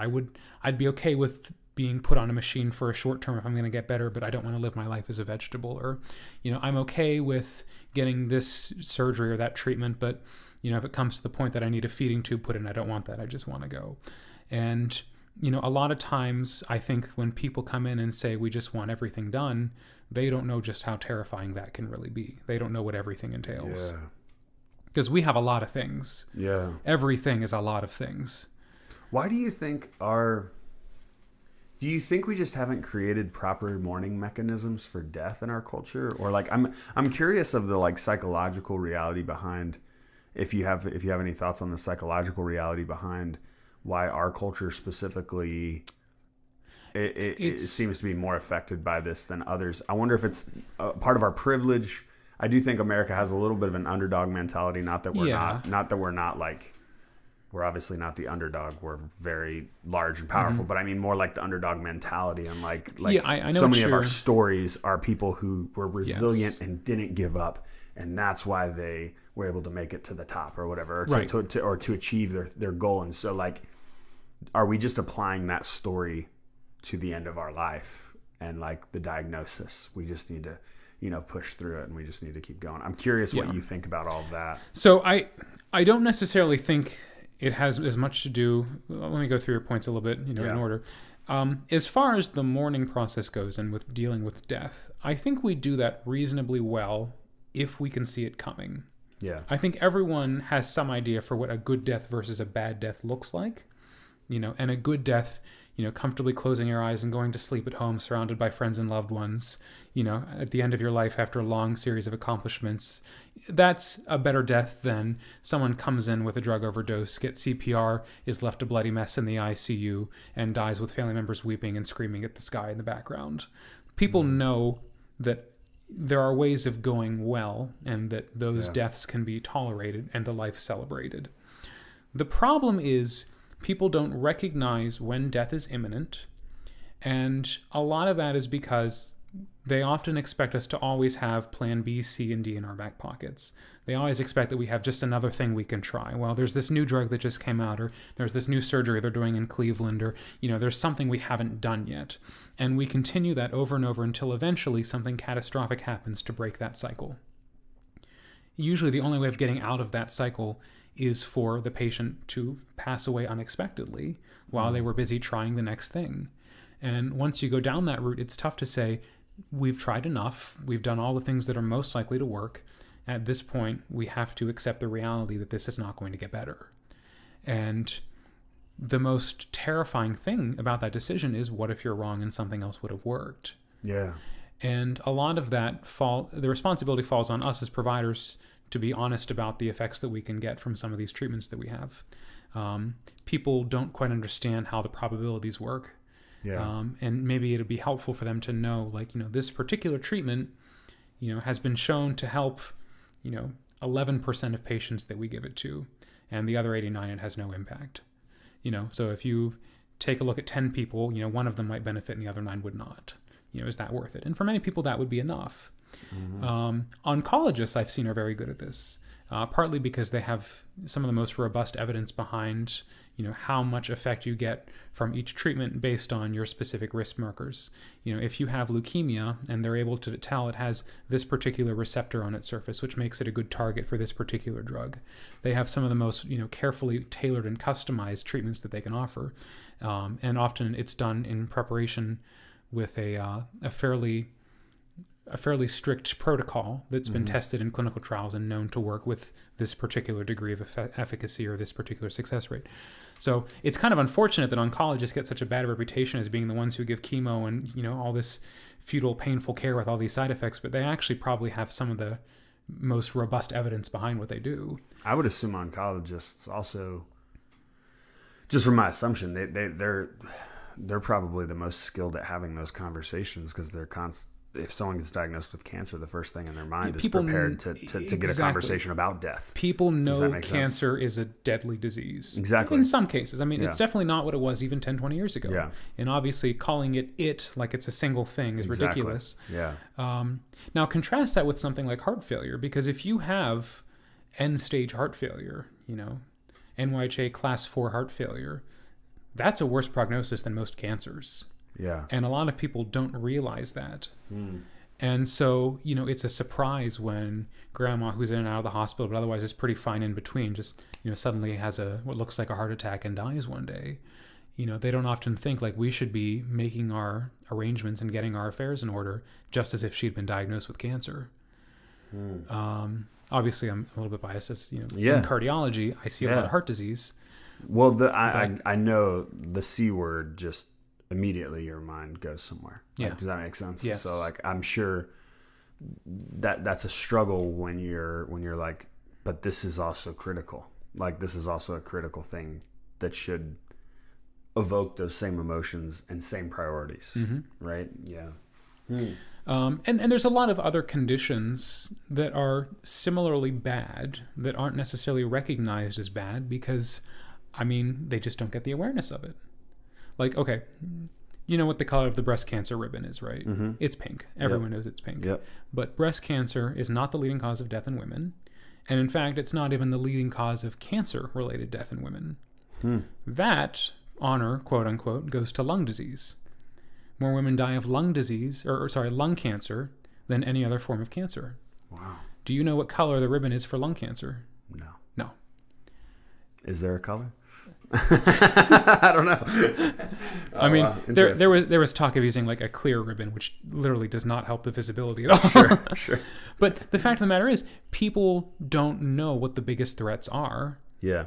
And a lot of it is just because the most obvious problem right in front of your face is the one that people care the most about.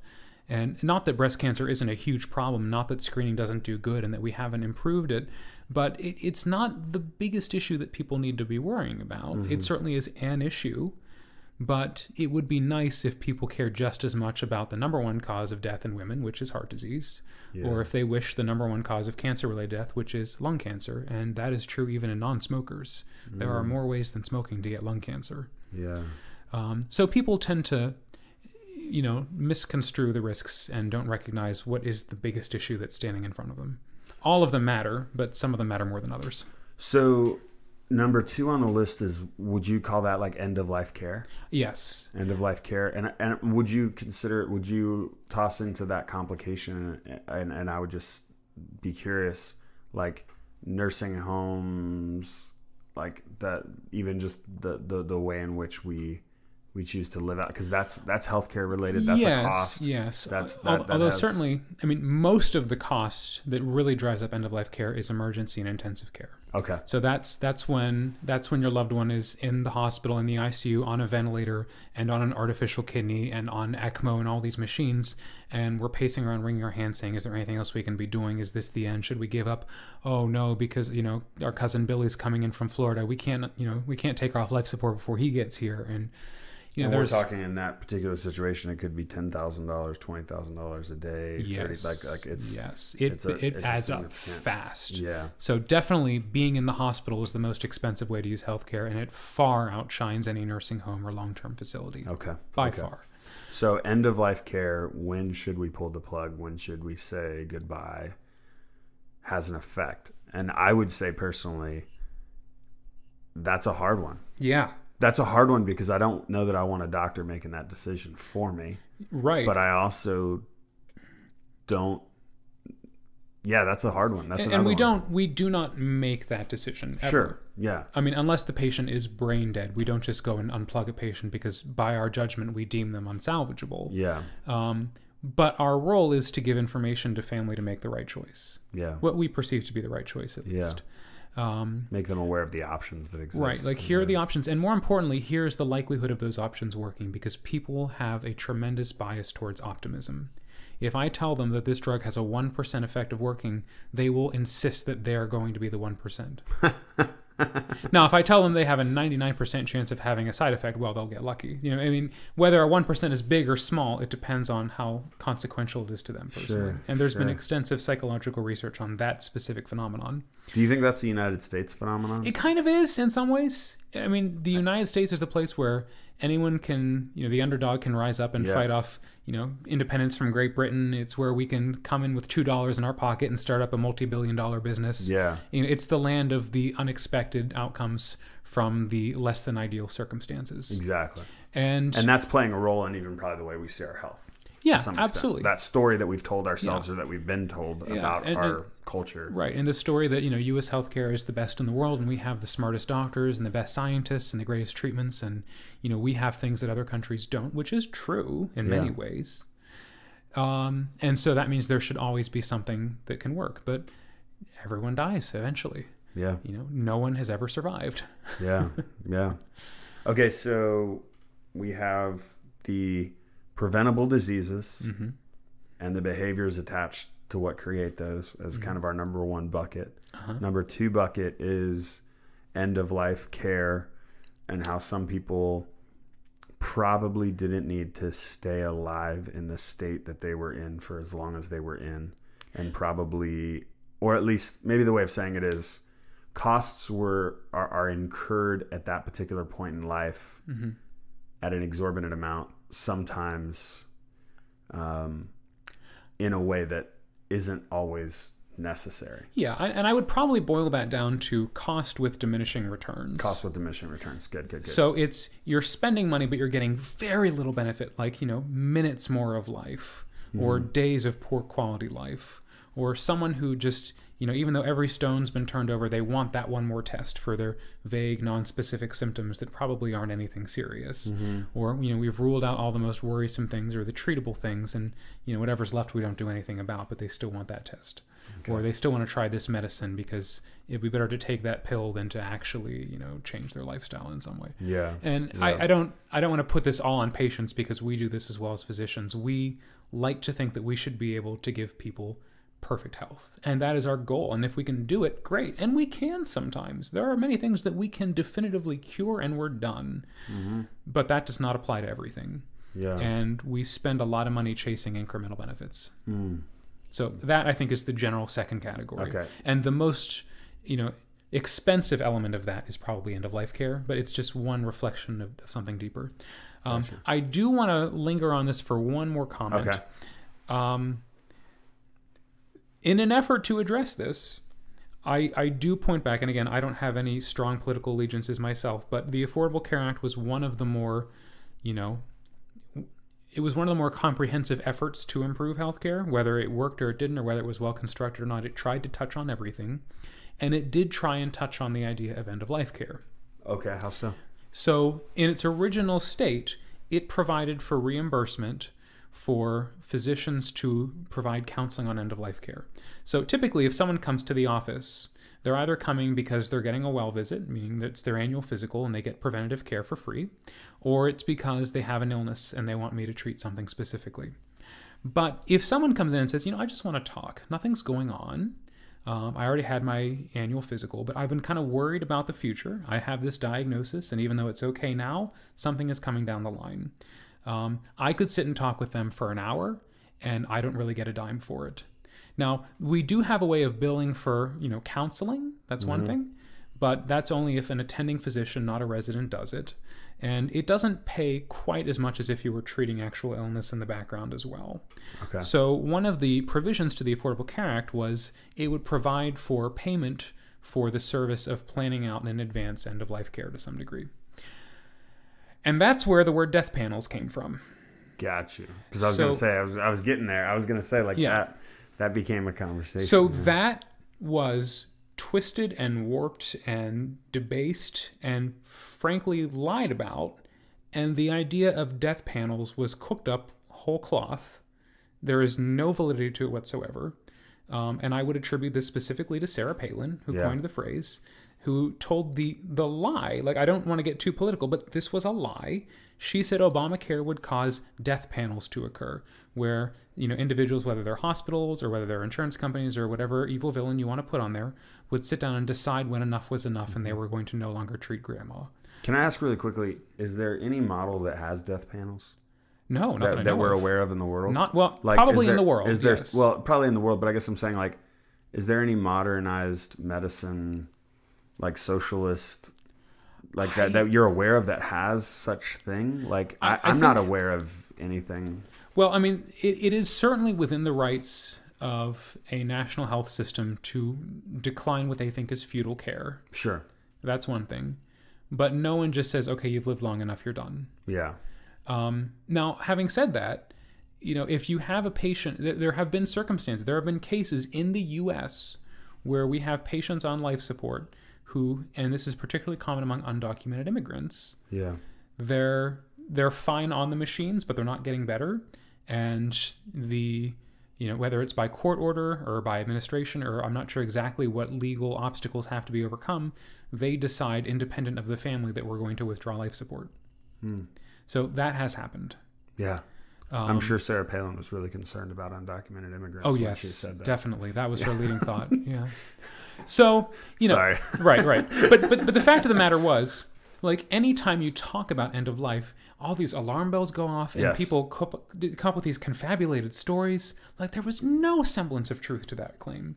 So what it was doing was it was allowing doctors to... It was almost incentivizing doctors to have those conversations, to prioritize those conversations within their for their patients to actually carve out a time to sit down with their patient that would just simply be about end of life desires for them and would this probably include the conversation of a DNR and things like that? Absolutely. Okay. And DNR do not resuscitate. Correct. Obviously. Okay. Yeah. So just to touch on that. So a DNR is not a one size fits all. Yeah. Generally speaking, what it refers to is it means if a patient's heart were to stop, they wouldn't want us to do CPR to compress their chest. They wouldn't want us to shock them with a defibrillator and run a code blue, quote unquote, to try and get them back. And it's worth noting that even though CPR seems to work a lot on TV, the likelihood of someone surviving, with their brain intact after having a cardiac arrest is vanishingly small. Really? Yes. So every time I watch an episode of House and they shock someone back to life and then they walk out of the hospital a couple days later, all better. That's usually not the way that ends. Right. And it depends on why your heart stopped. Sure. Some people have heart. I actually specialize specifically in heart rhythm problems, which can mean that sometimes a person's heart just stops for no reason, essentially no reason. And if that happens, the best thing you can do is CPR shocks and get them back, and then they're good as new. But if your heart stops because every other organ in your body shut down and your heart was just the last standout, doing CPR is not going to fix them. It's not going to make the cancer go away. It's not going to treat the infection. Whatever stopped the heart once will do it again in a few minutes. So if you already have a disease, if you already have something, you might not want a DNR, or you might want a DNR because you know that once that happens, it's likely that the rest of your body is pretty much already shutting down. Done. Okay. And CPR is not gentle. If you do it properly, you break patients' ribs. When you push on the chest, you're supposed to make it go down 2 inches. So wow. It's I mean, and the other thing about it is, patients can wake up after you've restored their blood supply, and if the CPR worked, best case scenario is that they're in a lot of pain. Yeah. And it's uncommon for someone to survive CPR and not be on a ventilator for a day or two. So if you want to have CPR and shocks, you have to be comfortable being supported on machines for a little bit usually. Wow. So people can say that, but they can also say... But see, these are things that I don't know. Yeah. And these are things that is sitting down with the doctor, having that prioritizing that particular conversation, which you're saying the Affordable Care Act did, tried to do. Getting taken out. It got taken out? Yeah, because people were afraid it would mean death panels. Oh, so it didn't even go in. No, it didn't. But I feel like that would be such a benefit because I didn't know what you just said. I didn't know. Yeah. Well, and that's the thing is, people overestimate the efficacy of things like even CPR. Yeah. And not that CPR is bad. Let's make it very clear. Go and taking a CPR class, probably a good idea. Yes. Yeah, probably really, really important to know how to do CPR and people who, I know people who have taken CPR classes, and also I know people who administer CPR classes as far as they train in that. Those are good things to have, but it's sometimes I think we think, oh well, that's just there and that'll solve it. That's actually an emergency exactly thing. Yeah, as a AHA certified CPR instructor of the past, I would love everyone to take a CPR course. Push hard and fast in the center of the chest, right in the center of the breastbone, lock your elbows, do it to the beat of Staying Alive. Boom. If you know that, that's gorgeous in itself. Okay? Do it to the beat of Staying Alive. That's the exact frequency. Too fast or too slow, it doesn't work. Nice. Okay, so now you all know CPR. The Bee Gees gave us more than music. Exactly. Now you all know CPR, okay? But while CPR generally is the best thing you can do for someone whose heart stopped, and certainly what predicts that they'll survive is that someone nearby began it immediately when their heart stopped, which is why everyone needs to learn CPR. There are certain patients who definitely do not benefit from CPR. Yeah. And if your doctor tells you you are one of those patients, the worst thing in the world that we can do is do chest compressions and shocks on you. Sure. So that sort of conversation is an important one that we don't really get an opportunity to do. And patients don't like to hear it. They don't like talking about the fact that they're going to die. It should never be a surprise to learn they're going to die, but it's an uncomfortable topic, and many people make the choice to kind of let it sneak up on them. It's so interesting you say that, because a lot of people talk about that even with making a will and stuff like that. Yeah. Brittany and I took a trip to our first trip away from the kids. We went to Seattle, and I was like, we got to make a will, because what happens if something happens? That was my thing.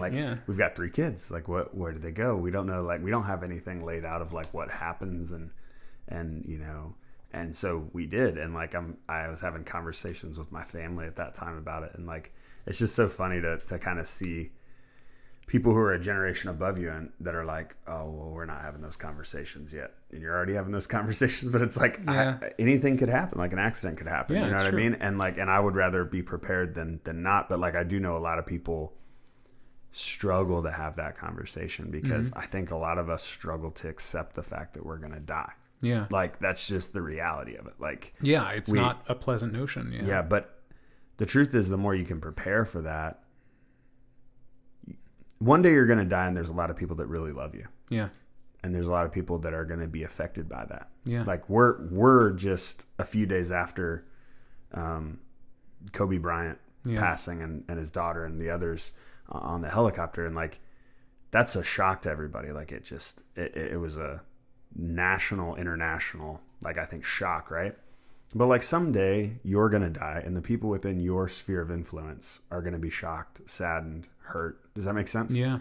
The more planning you can do now, the less I think pain that's going to cause. I've done multiple funerals. I've been in the room when people have taken their last breath. I've seen it done well and I've seen it done poorly. Yeah. I did a funeral where a fight broke out in the lobby after the funeral because you have possessions that weren't willed properly and someone went to the house and just took things and like there's like as some you know what I'm trying to say, like you having that conversation with your doctor but also having a realization that like death is going to happen to me, like, and planning properly not just for your healthcare but also for your possessions and also your family and how that's all going to work. Yeah.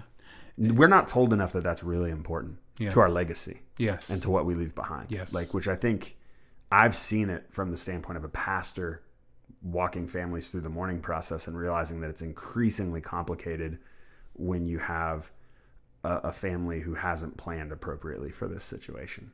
They walk into the funeral home. They don't have any plan. They don't have any idea of where are we even going to bury? Like, where's this going to happen? How's that going to, like, they're all making decisions on the fly. Who's making those decisions becomes the next question. All right, so it's for grandpa, but grandma's not here anymore. And which one of the kids is going to make the decision? Like, all these things become increasingly complicating the stress of the situation. So planning ahead's good. And it's interesting to me that doctors aren't already getting paid for those conversations. Like, it would seem like that's a priority.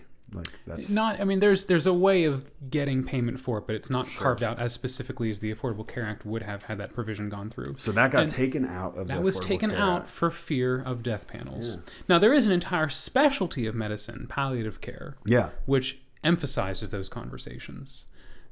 It's not one of the most highly paid specialties. Yeah. It's not the most competitive field to break into, and a lot of hospitals don't tend to prioritize their services. But they are the pros at this in so many ways. But every doctor should be capable of having that kind of conversation.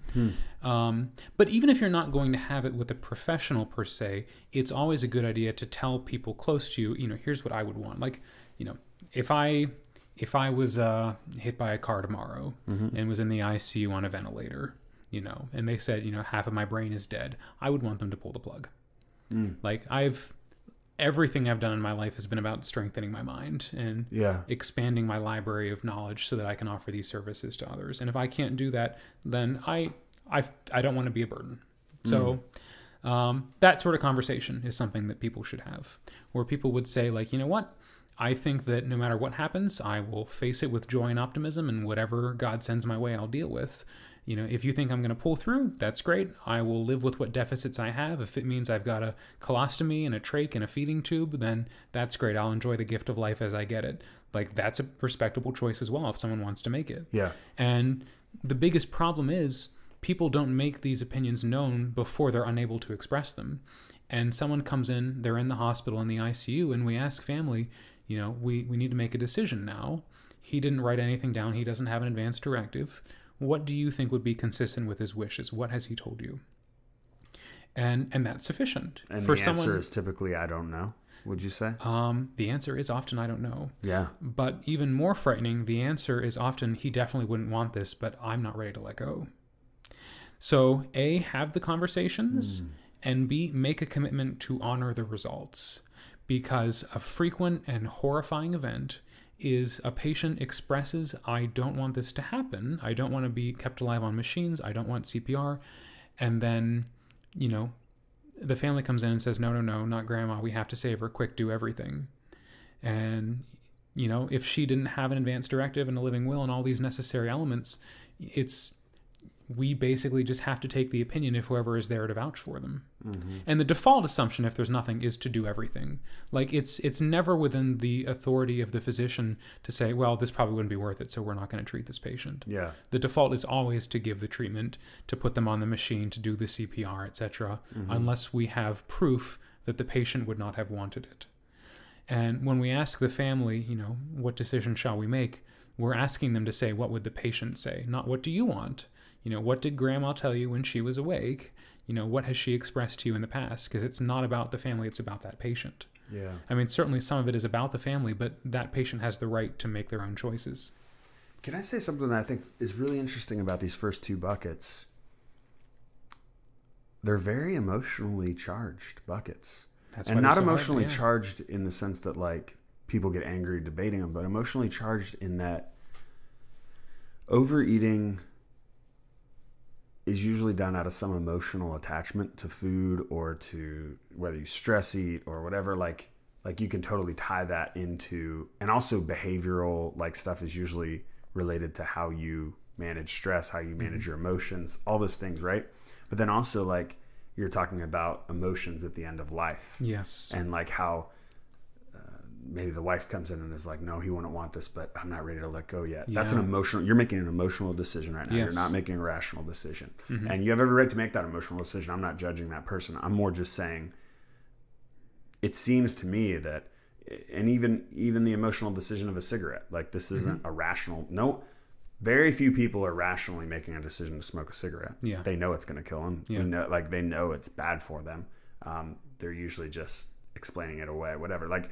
So I guess what I'm saying is I find it interesting that these first two kind of buckets that are really critical to the healthcare industry have a lot of emotion imported into them in the way in which people react. So yes. Emotional health seems to be like a really important thing to combat both of those particular areas. I agree with that. And I also find very frequently that emotion fills in the gaps where intellect sometimes leaves, a bit of a mystery. Sure. So people tend to resort to emotional explanations for things that are difficult to understand or things they may not simply know about. And, when there's the family member in the ICU not doing well, the emotion is heavily amplified in the setting of a family who didn't see this coming, that wasn't aware in advance that this last line treatment wasn't going to work. The longer they have to process it, to recognize what's going on, to consider the options, and to see the likely outcomes, usually the less dramatic the emotional element of it is. And likewise, when it comes to the lifestyle choices, whether it's food or whether it's substances, a lot of these things tend to be less emotionally impactful when people understand some of the specifics in terms of the risk they're taking in relation to the benefits.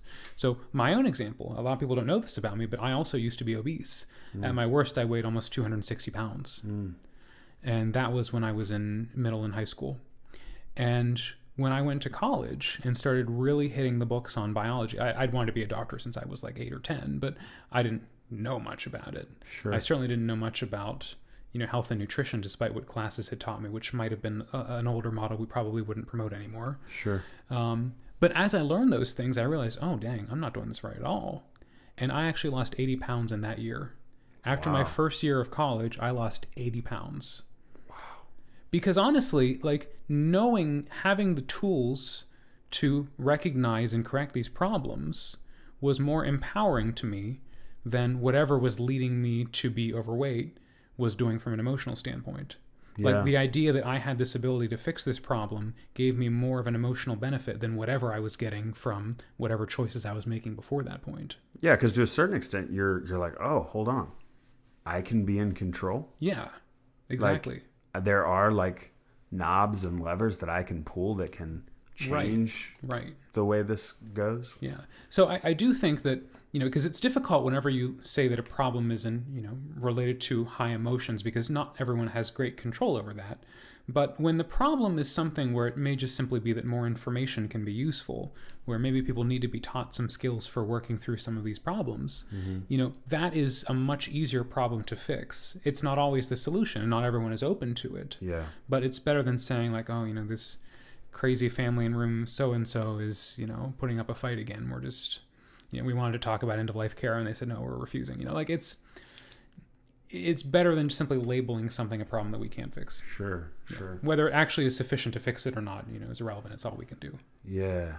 No, that's good. That's really good. Okay, so we have bucket 1, bucket Yes. 2. We'll go to bucket 3. All right. And then from there, we'll maybe talk about what actually we think about policy and such. Right. So if the first problem is we have too many diseases, and the second problem is we treat those diseases way longer and harder than we should, the third bucket is, why is that treatment so expensive in itself? Yeah. And so this is kind of a broad bucket, but it includes, among other things, prescription drug costs. It does include the number of providers who are actually involved in that care and the degree of, subsegmental hyperspecialization. And it also involves the escalation in technology as well. Yeah. So it's hard to break this down and point the finger at any one person, but if it were that simple, we'd have fixed it by now. So let me talk about some of the key players. We can do a lot more for conditions now than we could 10, 20, 50, let alone 100 years ago. And it used to be that many of the conditions that we saw in the hospital were treated with bed rest, thoughts, and prayers, and that was about it. So, okay, just as an example, 100 years ago, if you came in with a heart attack, we would give you morphine and put you on bed rest. And so that would help the pain as your heart slowly necrosed and died as its blood supply was cut off, because we couldn't stop that from happening. We could only make it more comfortable. And then we would wait for the complications, because after that happens, there can be a hole that ruptures in the heart, one of the valves can break open, you can go into a deadly heart rhythm disorder, and your heart just stops beating. A lot of scary things would happen. But that was all we could do. And even though the outcomes were worse, the treatment was pretty cheap. Beds aren't that expensive. Yeah. Now, if you come in with a heart attack, within 90 minutes, we will have put you in the operating room under a biplane fluoroscopy angiography suite and advanced catheters into your heart through a coronary catheterization process, passed a wire across the lesion, ballooned it, and left a stent in most cases. After which, you'd be started on 2 antiplatelet medications and transferred to the ICU, where you'd be monitored for at least 48 hours before being downgraded to the unit, with follow-up in 1 week after that. You would probably leave on at least 5 medications, probably an aspirin, Plavix, ACE inhibitor, statin, and beta blocker combination, all of which are reasonably expensive, though thankfully generic, and you would have an army of specialists at your beck and call throughout this entire adventure. As you might imagine, that's a little more expensive than bed rest. Yeah. However, because we have done that, we have taken an otherwise universally nasty disease and made it highly fixable. After people have had these types of interventions, often their heart recovers very well. And while they're still at risk for having a heart attack in the future, they don't bear any of the scars that they would have had they had that problem, that exact same problem years prior. So that's a success story in medicine. The fact that we've taken a previously untreatable disease and had an effortless system designed to address it. But it's also much more expensive. So the question is, why does putting in that stent cost $10,000? Why does that medicine cost $100 a month, et cetera, et cetera? And there's, a lot that we can say about the technology and the drug companies in particular, and I'll touch on it very briefly, because I do think that, like everyone else in this story, they've gotten probably more negative attention than they deserve, although they're certainly players. Sure. The biggest thing that people notice when it comes to prescription drug costs is that the same medicine that costs $100 a month here could be $1 in Ecuador, or even in Cuba, or somewhere closer by, or up in Canada, for example. Sure. And the question is, well, why are drugs so darn expensive here compared to everywhere else? And some people will say, well, it costs money to generate these medications, to go through the research process and the approval process, and that's all very true. And certainly someone has to pay for that process. And once it's been studied in country X, country Y may pick it up and not have to pay those costs. It does happen to be that the United States is a leader in developing technology and medications in healthcare. And as a result, it does so often with the assistance of the government, who in exchange for their innovations offers them some unique advantages from a financial standpoint. So let me give you a specific example.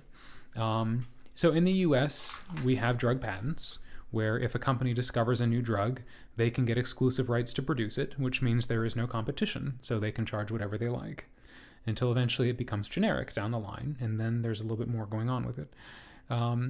But that's not always the end of the story, because it's not enough to simply make a drug to sell it. You also have to prove that it works. And so in this country, we have the FDA, the Food and Drug Administration, who says in order to market this medication, you have to prove that it's safe and effective. So there are several rounds of clinical trials that are done where they, first would test it for safety and then for efficacy and then long-term monitoring on the market to make sure that, it does what it intends to do and doesn't cause undue side effects. And every stage of that process is expensive. Mm-hmm. And so what the FDA usually says is if you want your drug to be approved by us, you pick up the bill to do these trials. So if a company comes up with a medication, they don't just give it to the FDA and the FDA studies it. The FDA says you find someone to study it and pay them, and if you give us good results, we'll approve it. So then the FDA will say, maybe you could partner with this hospital or that hospital or something, and then we'll have some agreement in place to make sure that you don't cook the books on us. And then they may come to our med center or any other med center in the US and say, hey, would you like to do a trial for us? We'll give you money, give this medicine to these patients and give these patients a placebo. We'll study them and see what happens. Okay. And then we do the research without the drug company interfering, and we publish the results, and then the FDA says, okay, this works, or, no, this isn't good enough for us, do it again, or do it in a different way. So that process is profoundly expensive as well. But once the studies have been done, the information's out there. If we do a trial in the US and show that drug X is safe and it works, then, Canada can say, oh, well, down there they already studied this drug, so we can just start giving it to people.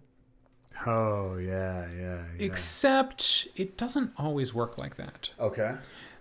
Because the reasons why we get sick are different in the US than in other countries, mm-hmm. which means the medicines that work for us may not work in other countries.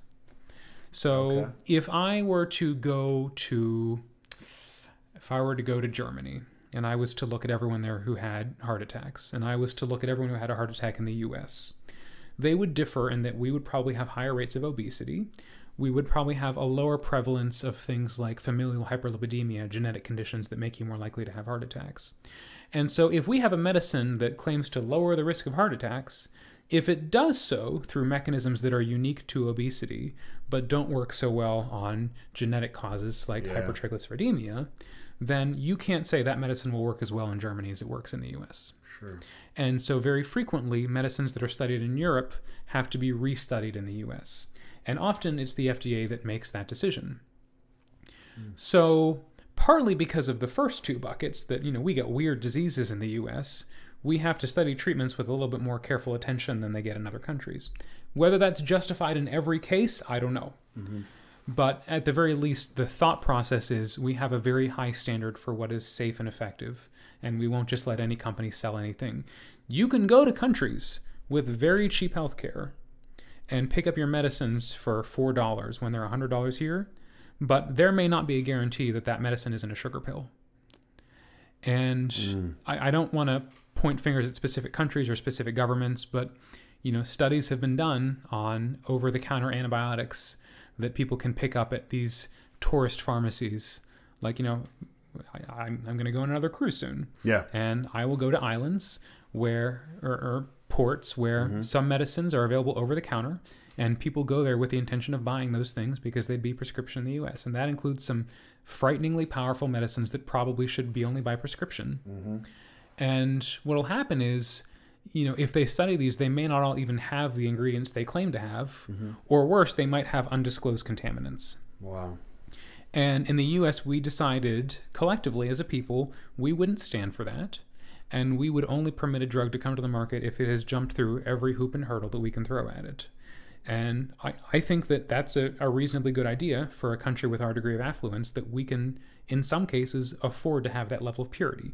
Not everyone can. Yeah. And some people may say, you know what, I'd rather just take the risk. But if you want an example of how serious it is, and how much the FDA does keep a rein on things, compare the market of prescription drugs with something like over-the-counter supplements. Yeah.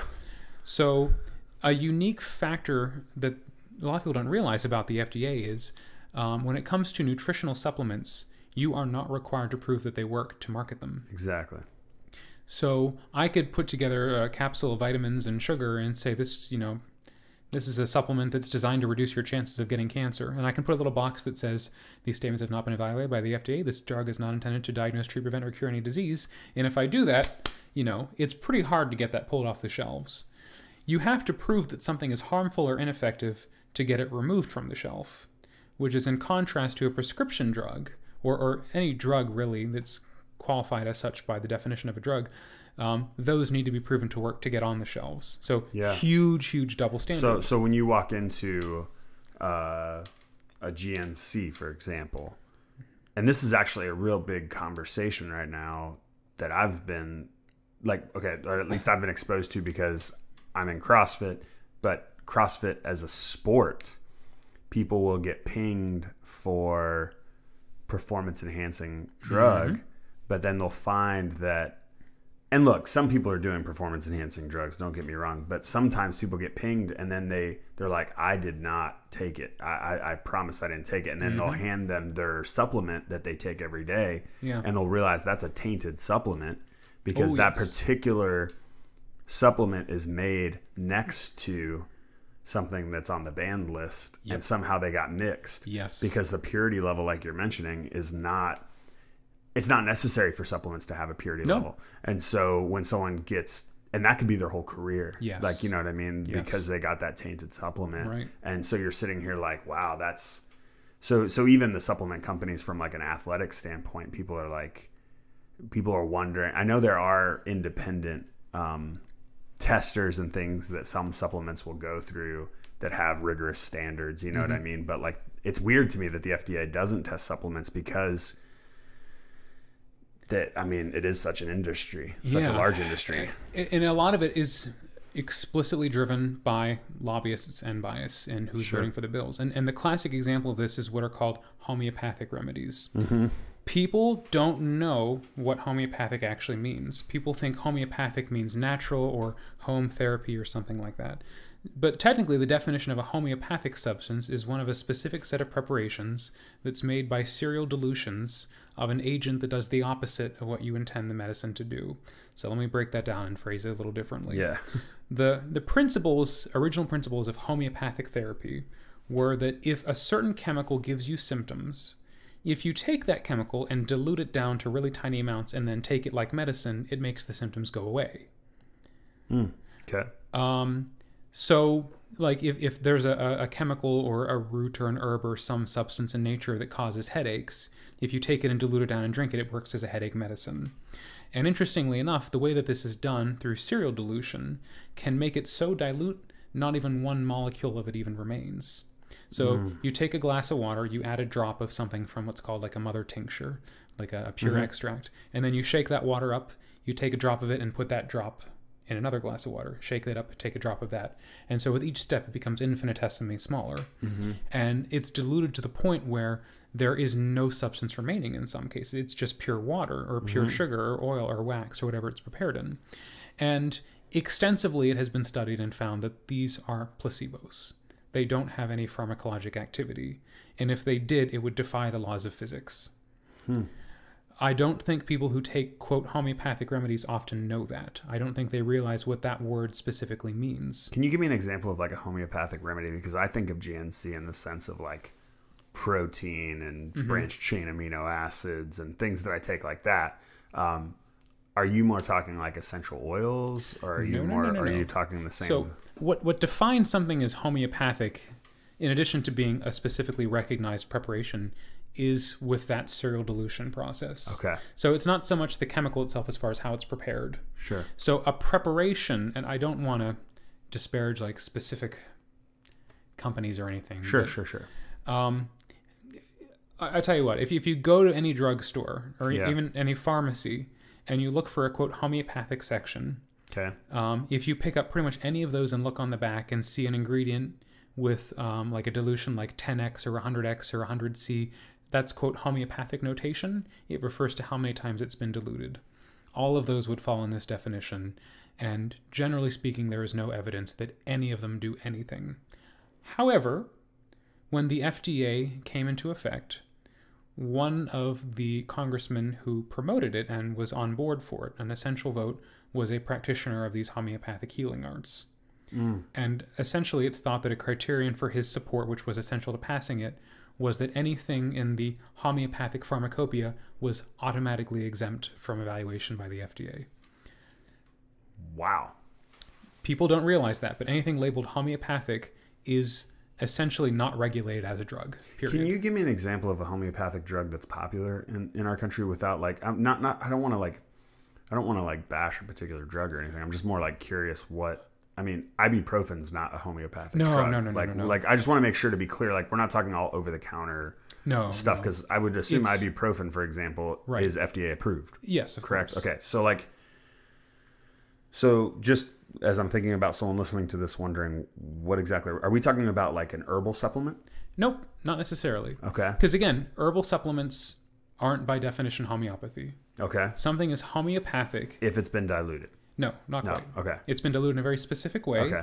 And if it's chosen because it causes the symptoms it's supposed to treat. Causes the symptoms. Right. I'm just trying to think if I've ever taken anything homeopathic. Right. So the thing about it is, like, if there's an herb or an extract that has an anti-inflammatory effect, and you take it as an anti-inflammatory, that's not homeopathy. That's just herbal medicine. Gotcha. Whereas if you take an herb that is an inflammatory herb that causes pain, but then you dilute it a billion times. I see. Now you've made a homeopathic remedy of sorts. Okay. And I am oversimplifying it because it's a long and cherished tradition to many people. Sure. But that is the crux of it, and that is the element of it which makes it unscientific.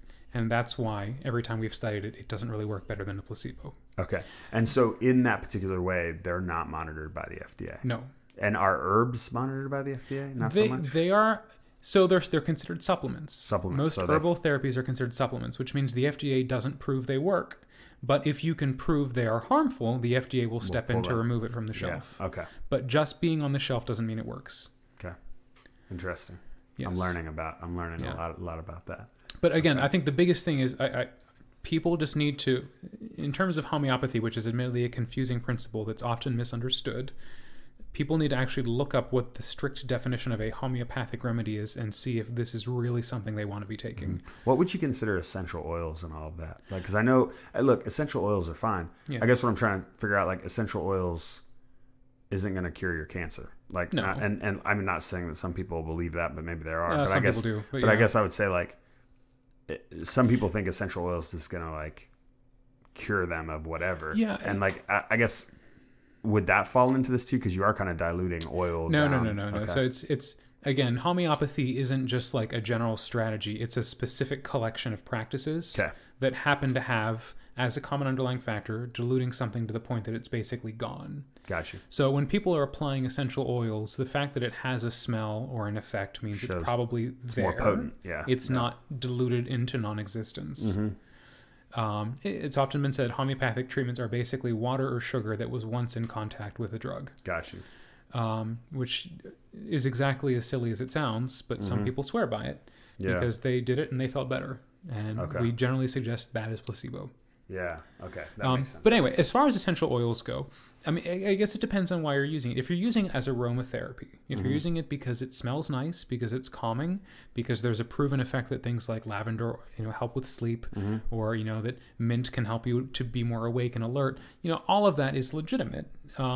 Whereas if you're putting it on your skin and saying it has an anti-inflammatory effect, then you're using it as kind of a topical herbal medicine. Less evidence for that, but not non-existent.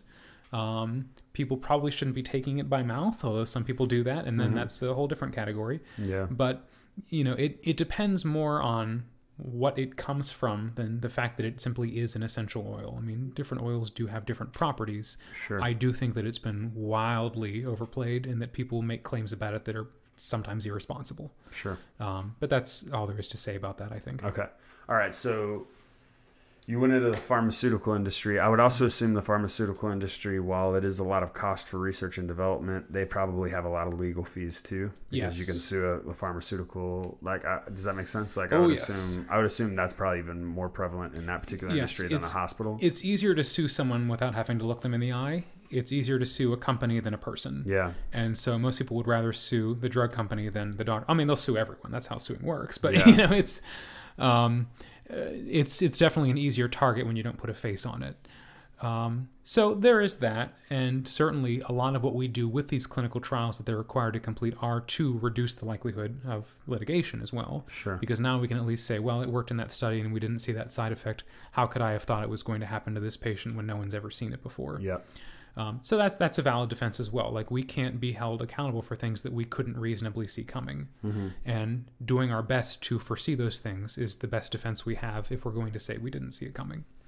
Now, there's a lot of unique dynamics in the U.S. in terms of the ways we incentivize people to do those studies.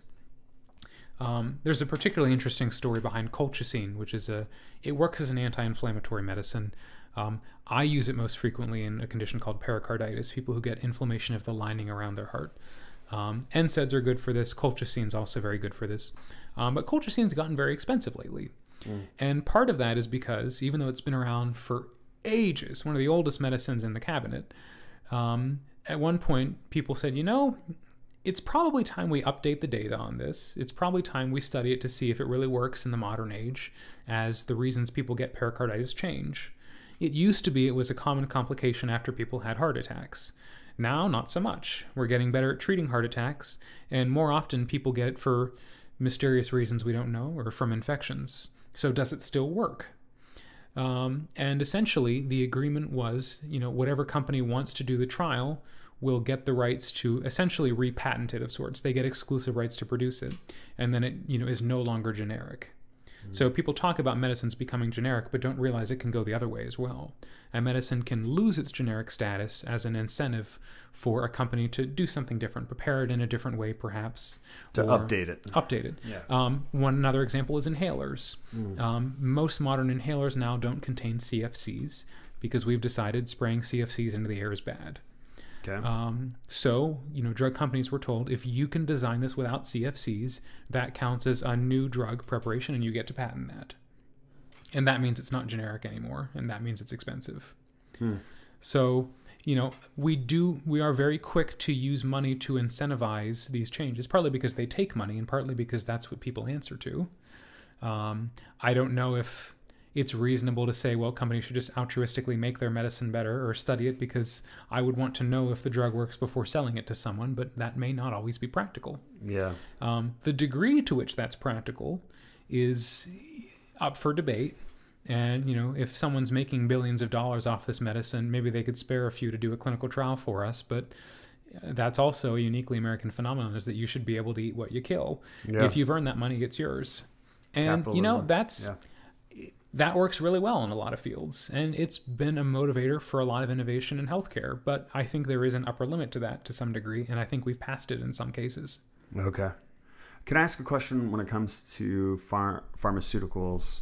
One of the things I find interesting that I've heard said is that we're one of the few countries in the modern world that advertise them. Yeah, that's weird. And so like the Super Bowl's coming up. Oh yeah. We will see advertisements for drugs.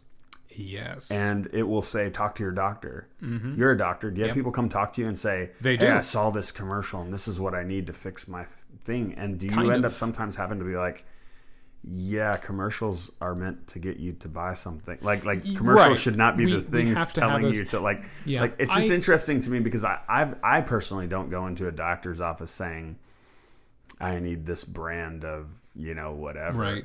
But I'm also, I don't know. I just find it interesting that they can advertise, because in other countries that is outlawed, right? Like pharmaceutical companies cannot advertise. It's again a distinctly American phenomenon in a lot of ways. I will say it's not as big a problem as I thought it would be before I went to med school, because I expected that exact scenario. But realistically, what happens is people come in and say, I saw this medicine on TV. I have this condition. What do you think? And I said, well, if you want to try that type of drug, I think this might be a better option for you. It works the same way, but it's also a little cheaper. And they say, great, I'll have that. Okay. No one says, no, I must have this brand name product or I will die. And often when I explain how the medicine works and how other things work just as well, they get it. And part of that is because we're used to being advertised to in the US. We're used to the idea that people who are getting us to buy something have an incentive to make their product look the best. And whether it's food or a car or a phone, we understand that that's how the process works. Yeah. And so it is good to say most patients trust their doctor more than the drug companies when it comes to choosing the right medicine for them. I do think I've seen some unexpected benefits to it insofar as, if I tell a patient, I'd like to put you on, this blood thinner, and there are lots of advertisements on TV for blood thinners for atrial fibrillation, which is a condition that I treat on a daily basis. And they say, oh yeah, I've heard about that. That's the one you only have to take once a day, right? Or, oh, that's the one that you can take if you have kidney disease like me, or, blah, blah, blah, blah. Yeah. And it's nice that they're familiar with it. Yeah. And it's nice that they know the names of their medicine. So in that regard, it has some positive effect. But yes, there is a small portion who come in and say, hey, doctor, you told me we tried everything, but I saw a commercial for blank. And then I have to have a long conversation of, I know that medicine crossed my mind. It will not work for you because blank, or it's unsafe in your case because of blank. Yeah. And so the decision is made correctly. They usually say, oh, that makes sense. The commercial didn't mention that. And I'm like, I'll bet they didn't. Yeah. But it took up a lot of my time that I didn't necessarily need to spend if they had never seen that commercial. Sure. So I'm confident in saying it probably doesn't significantly worsen outcomes, but it does complicate things sometimes. And at the very least, how much are these drug companies spending on these advertisements that ultimately aren't probably reaping them a whole lot of benefit? There must be some benefit, or else they wouldn't spend the money. But they can then charge more for the drug probably because they're spending that much money on the advertisement. I don't know. I mean, I would assume the drug cost is not. There has to be some correlation to the amount they're marketing it. Perhaps, yeah. And you also have marketers. This is one of the other things. Like, I've been in doctors' offices enough, sitting there when some dude walks in with a briefcase or like a luggage, and he's there to meet with the doctor to talk about medicine. I don't know if this still exists, but almost like incentivizing them to use particular I know they're used I don't know if the Affordable Care Act addressed that, but like, didn't there used to be like pharmaceutical representatives that would even like incentivize people to prescribe? If you prescribe a certain amount, we'll like take you out to dinner. Like, I don't know. I just remember these stories that there's a lot of shady ways of doing that under the table. Yeah. Yes. And I don't know if that works more in like family practice or more. It works more in private practice. Private practice. That's what I mean. So most large academic medical centers would say, stay away from our trainees and students. Yeah. Like, med students generally are not allowed to meet with these representatives. They're not allowed to come and bring us gifts and try and entice us to do things. But is that something they would do if they were allowed? Oh, certainly, yes. Okay. And they did when they were allowed. Okay. I mean, it wasn't uncommon. Give me an example of what was happening and what's... I don't know any of the history of it. I just know I've heard of it and seen something. They would say, hey, we want to give you some educational material on this particular drug. And it just so happens that would take the form of a conference that's in Hawaii and we're paying to fly you down for a week. I wish there was some theological training that I needed that required me to go to Hawaii. Right. On us, because your time and money are so important, And, hey, we wanted to invite you specifically because, wow, you use a lot of this other medicine that we make over here. Okay. So we feel like you would really benefit from this training especially. Oh. Okay. Which translates to, you prescribed a lot of our drug, we're giving you a free vacation. Okay. That's what it means. Quid pro quo, some might call that. Some would call that a quid pro quo. Okay. And it has been shown through research that when representatives, provide gifts to prescribers, the prescriber is more likely to prescribe that drug. Yeah, of course. And even when they said no, of course, I would never do such a thing. And here's the thing. I don't think that any doctor would ever prescribe a drug they didn't think would work. But as a simple example, in the modern age of atrial fibrillation, which is the most common heart rhythm disorder, we treat it with a number of blood thinners, and there's probably 5 good options on the market right now, and 4 of them are pretty much a similar mechanism of action. They work in about the same way, and they're all pretty much interchangeable. Which one I pick is a matter of personal preference, or the patient's preference. And, if today I feel like giving drug A, tomorrow I might feel like giving drug B. There might be some very subtle differences that I try and customize, but it probably doesn't make a big difference. And if the patient said, I really like C because I saw it on TV, I said, it's equally good and the same price as A and B. Sure, let's make you happy. When people choose things, they're more likely to stick with them. And so if they specifically asked for that medicine, they're more likely to take it every day. So why not? Sure. So even though there is some evidence saying that prescribers definitely are affected by these things, I don't know if I would go so far as to say that there's significant harm that comes from it. I would like to think doctors don't have a price at which we would give bad care. But no, I think it becomes more of a subconscious thing of like, there's 4 good options and this one option means why. So we'll go that option. Now, did the Affordable Care Act do anything to change that you're aware of? Or was it more just other legislation? Because I feel like that has been reformed. That has definitely toned down a lot. The biggest thing that a drug company can do nowadays is buy you lunch. And many hospitals forbid even that. Really? Yes. Which I think is a reasonable thing to do, to be honest. I agree. But I don't know. I couldn't exactly cite the specific legislation that made that happen. Sure. Okay, so we're in bucket 3. Bucket 3 is a lot of things. The pharmaceutical industry being one of those things. What else is in this bucket? A lot of it is the standard on what we require to prove something is safe and effective. I would say that's a big thing. And the fact that, no matter how many times we study it, there's always some new situation that we haven't studied specifically. And we say, well, now you have to go and study that if you want it to be approved for that indication as well.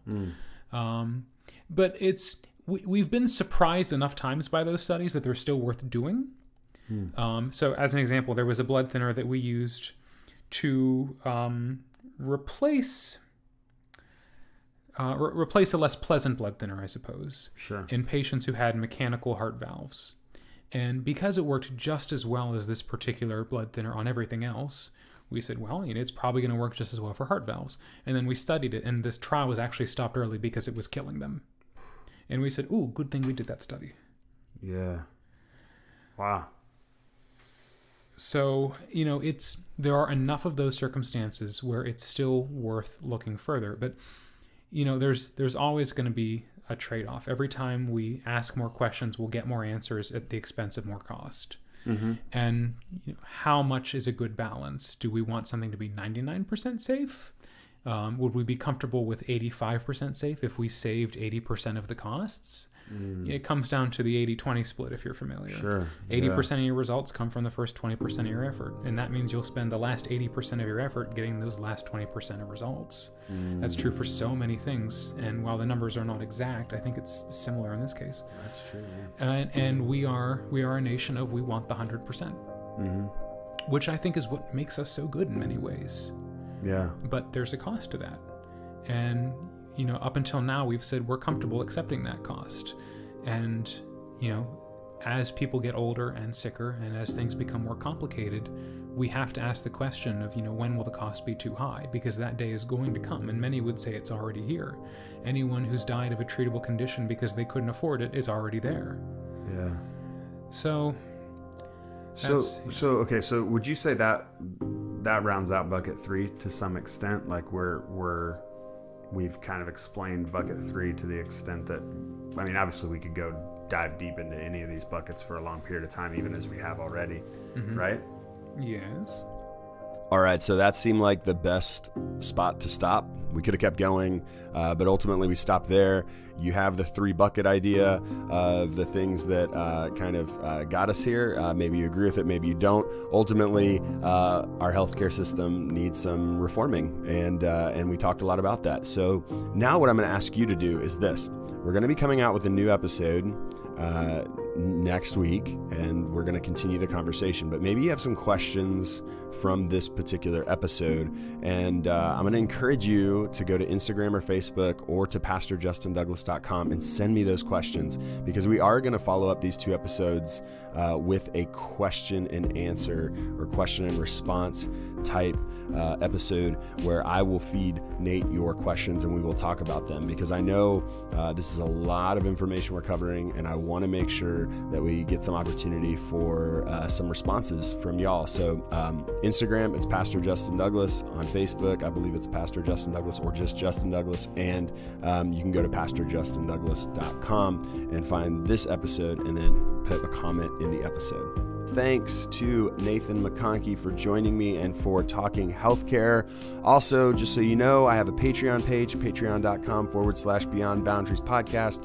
If you want to and are able to support the show financially, that would be amazing. You can also support the show by subscribing, rating, reviewing, sharing. Getting the word out really does make a lot of difference, and I'm always thankful when I see others sharing one of the podcasts, maybe taking a screenshot of it and putting it in their stories on Instagram or all the other ways that you guys share. It's really cool to see, and I really, really, really appreciate it. May you go and live a life that is beyond boundaries, giving others love, exploring new ideas, and championing belonging.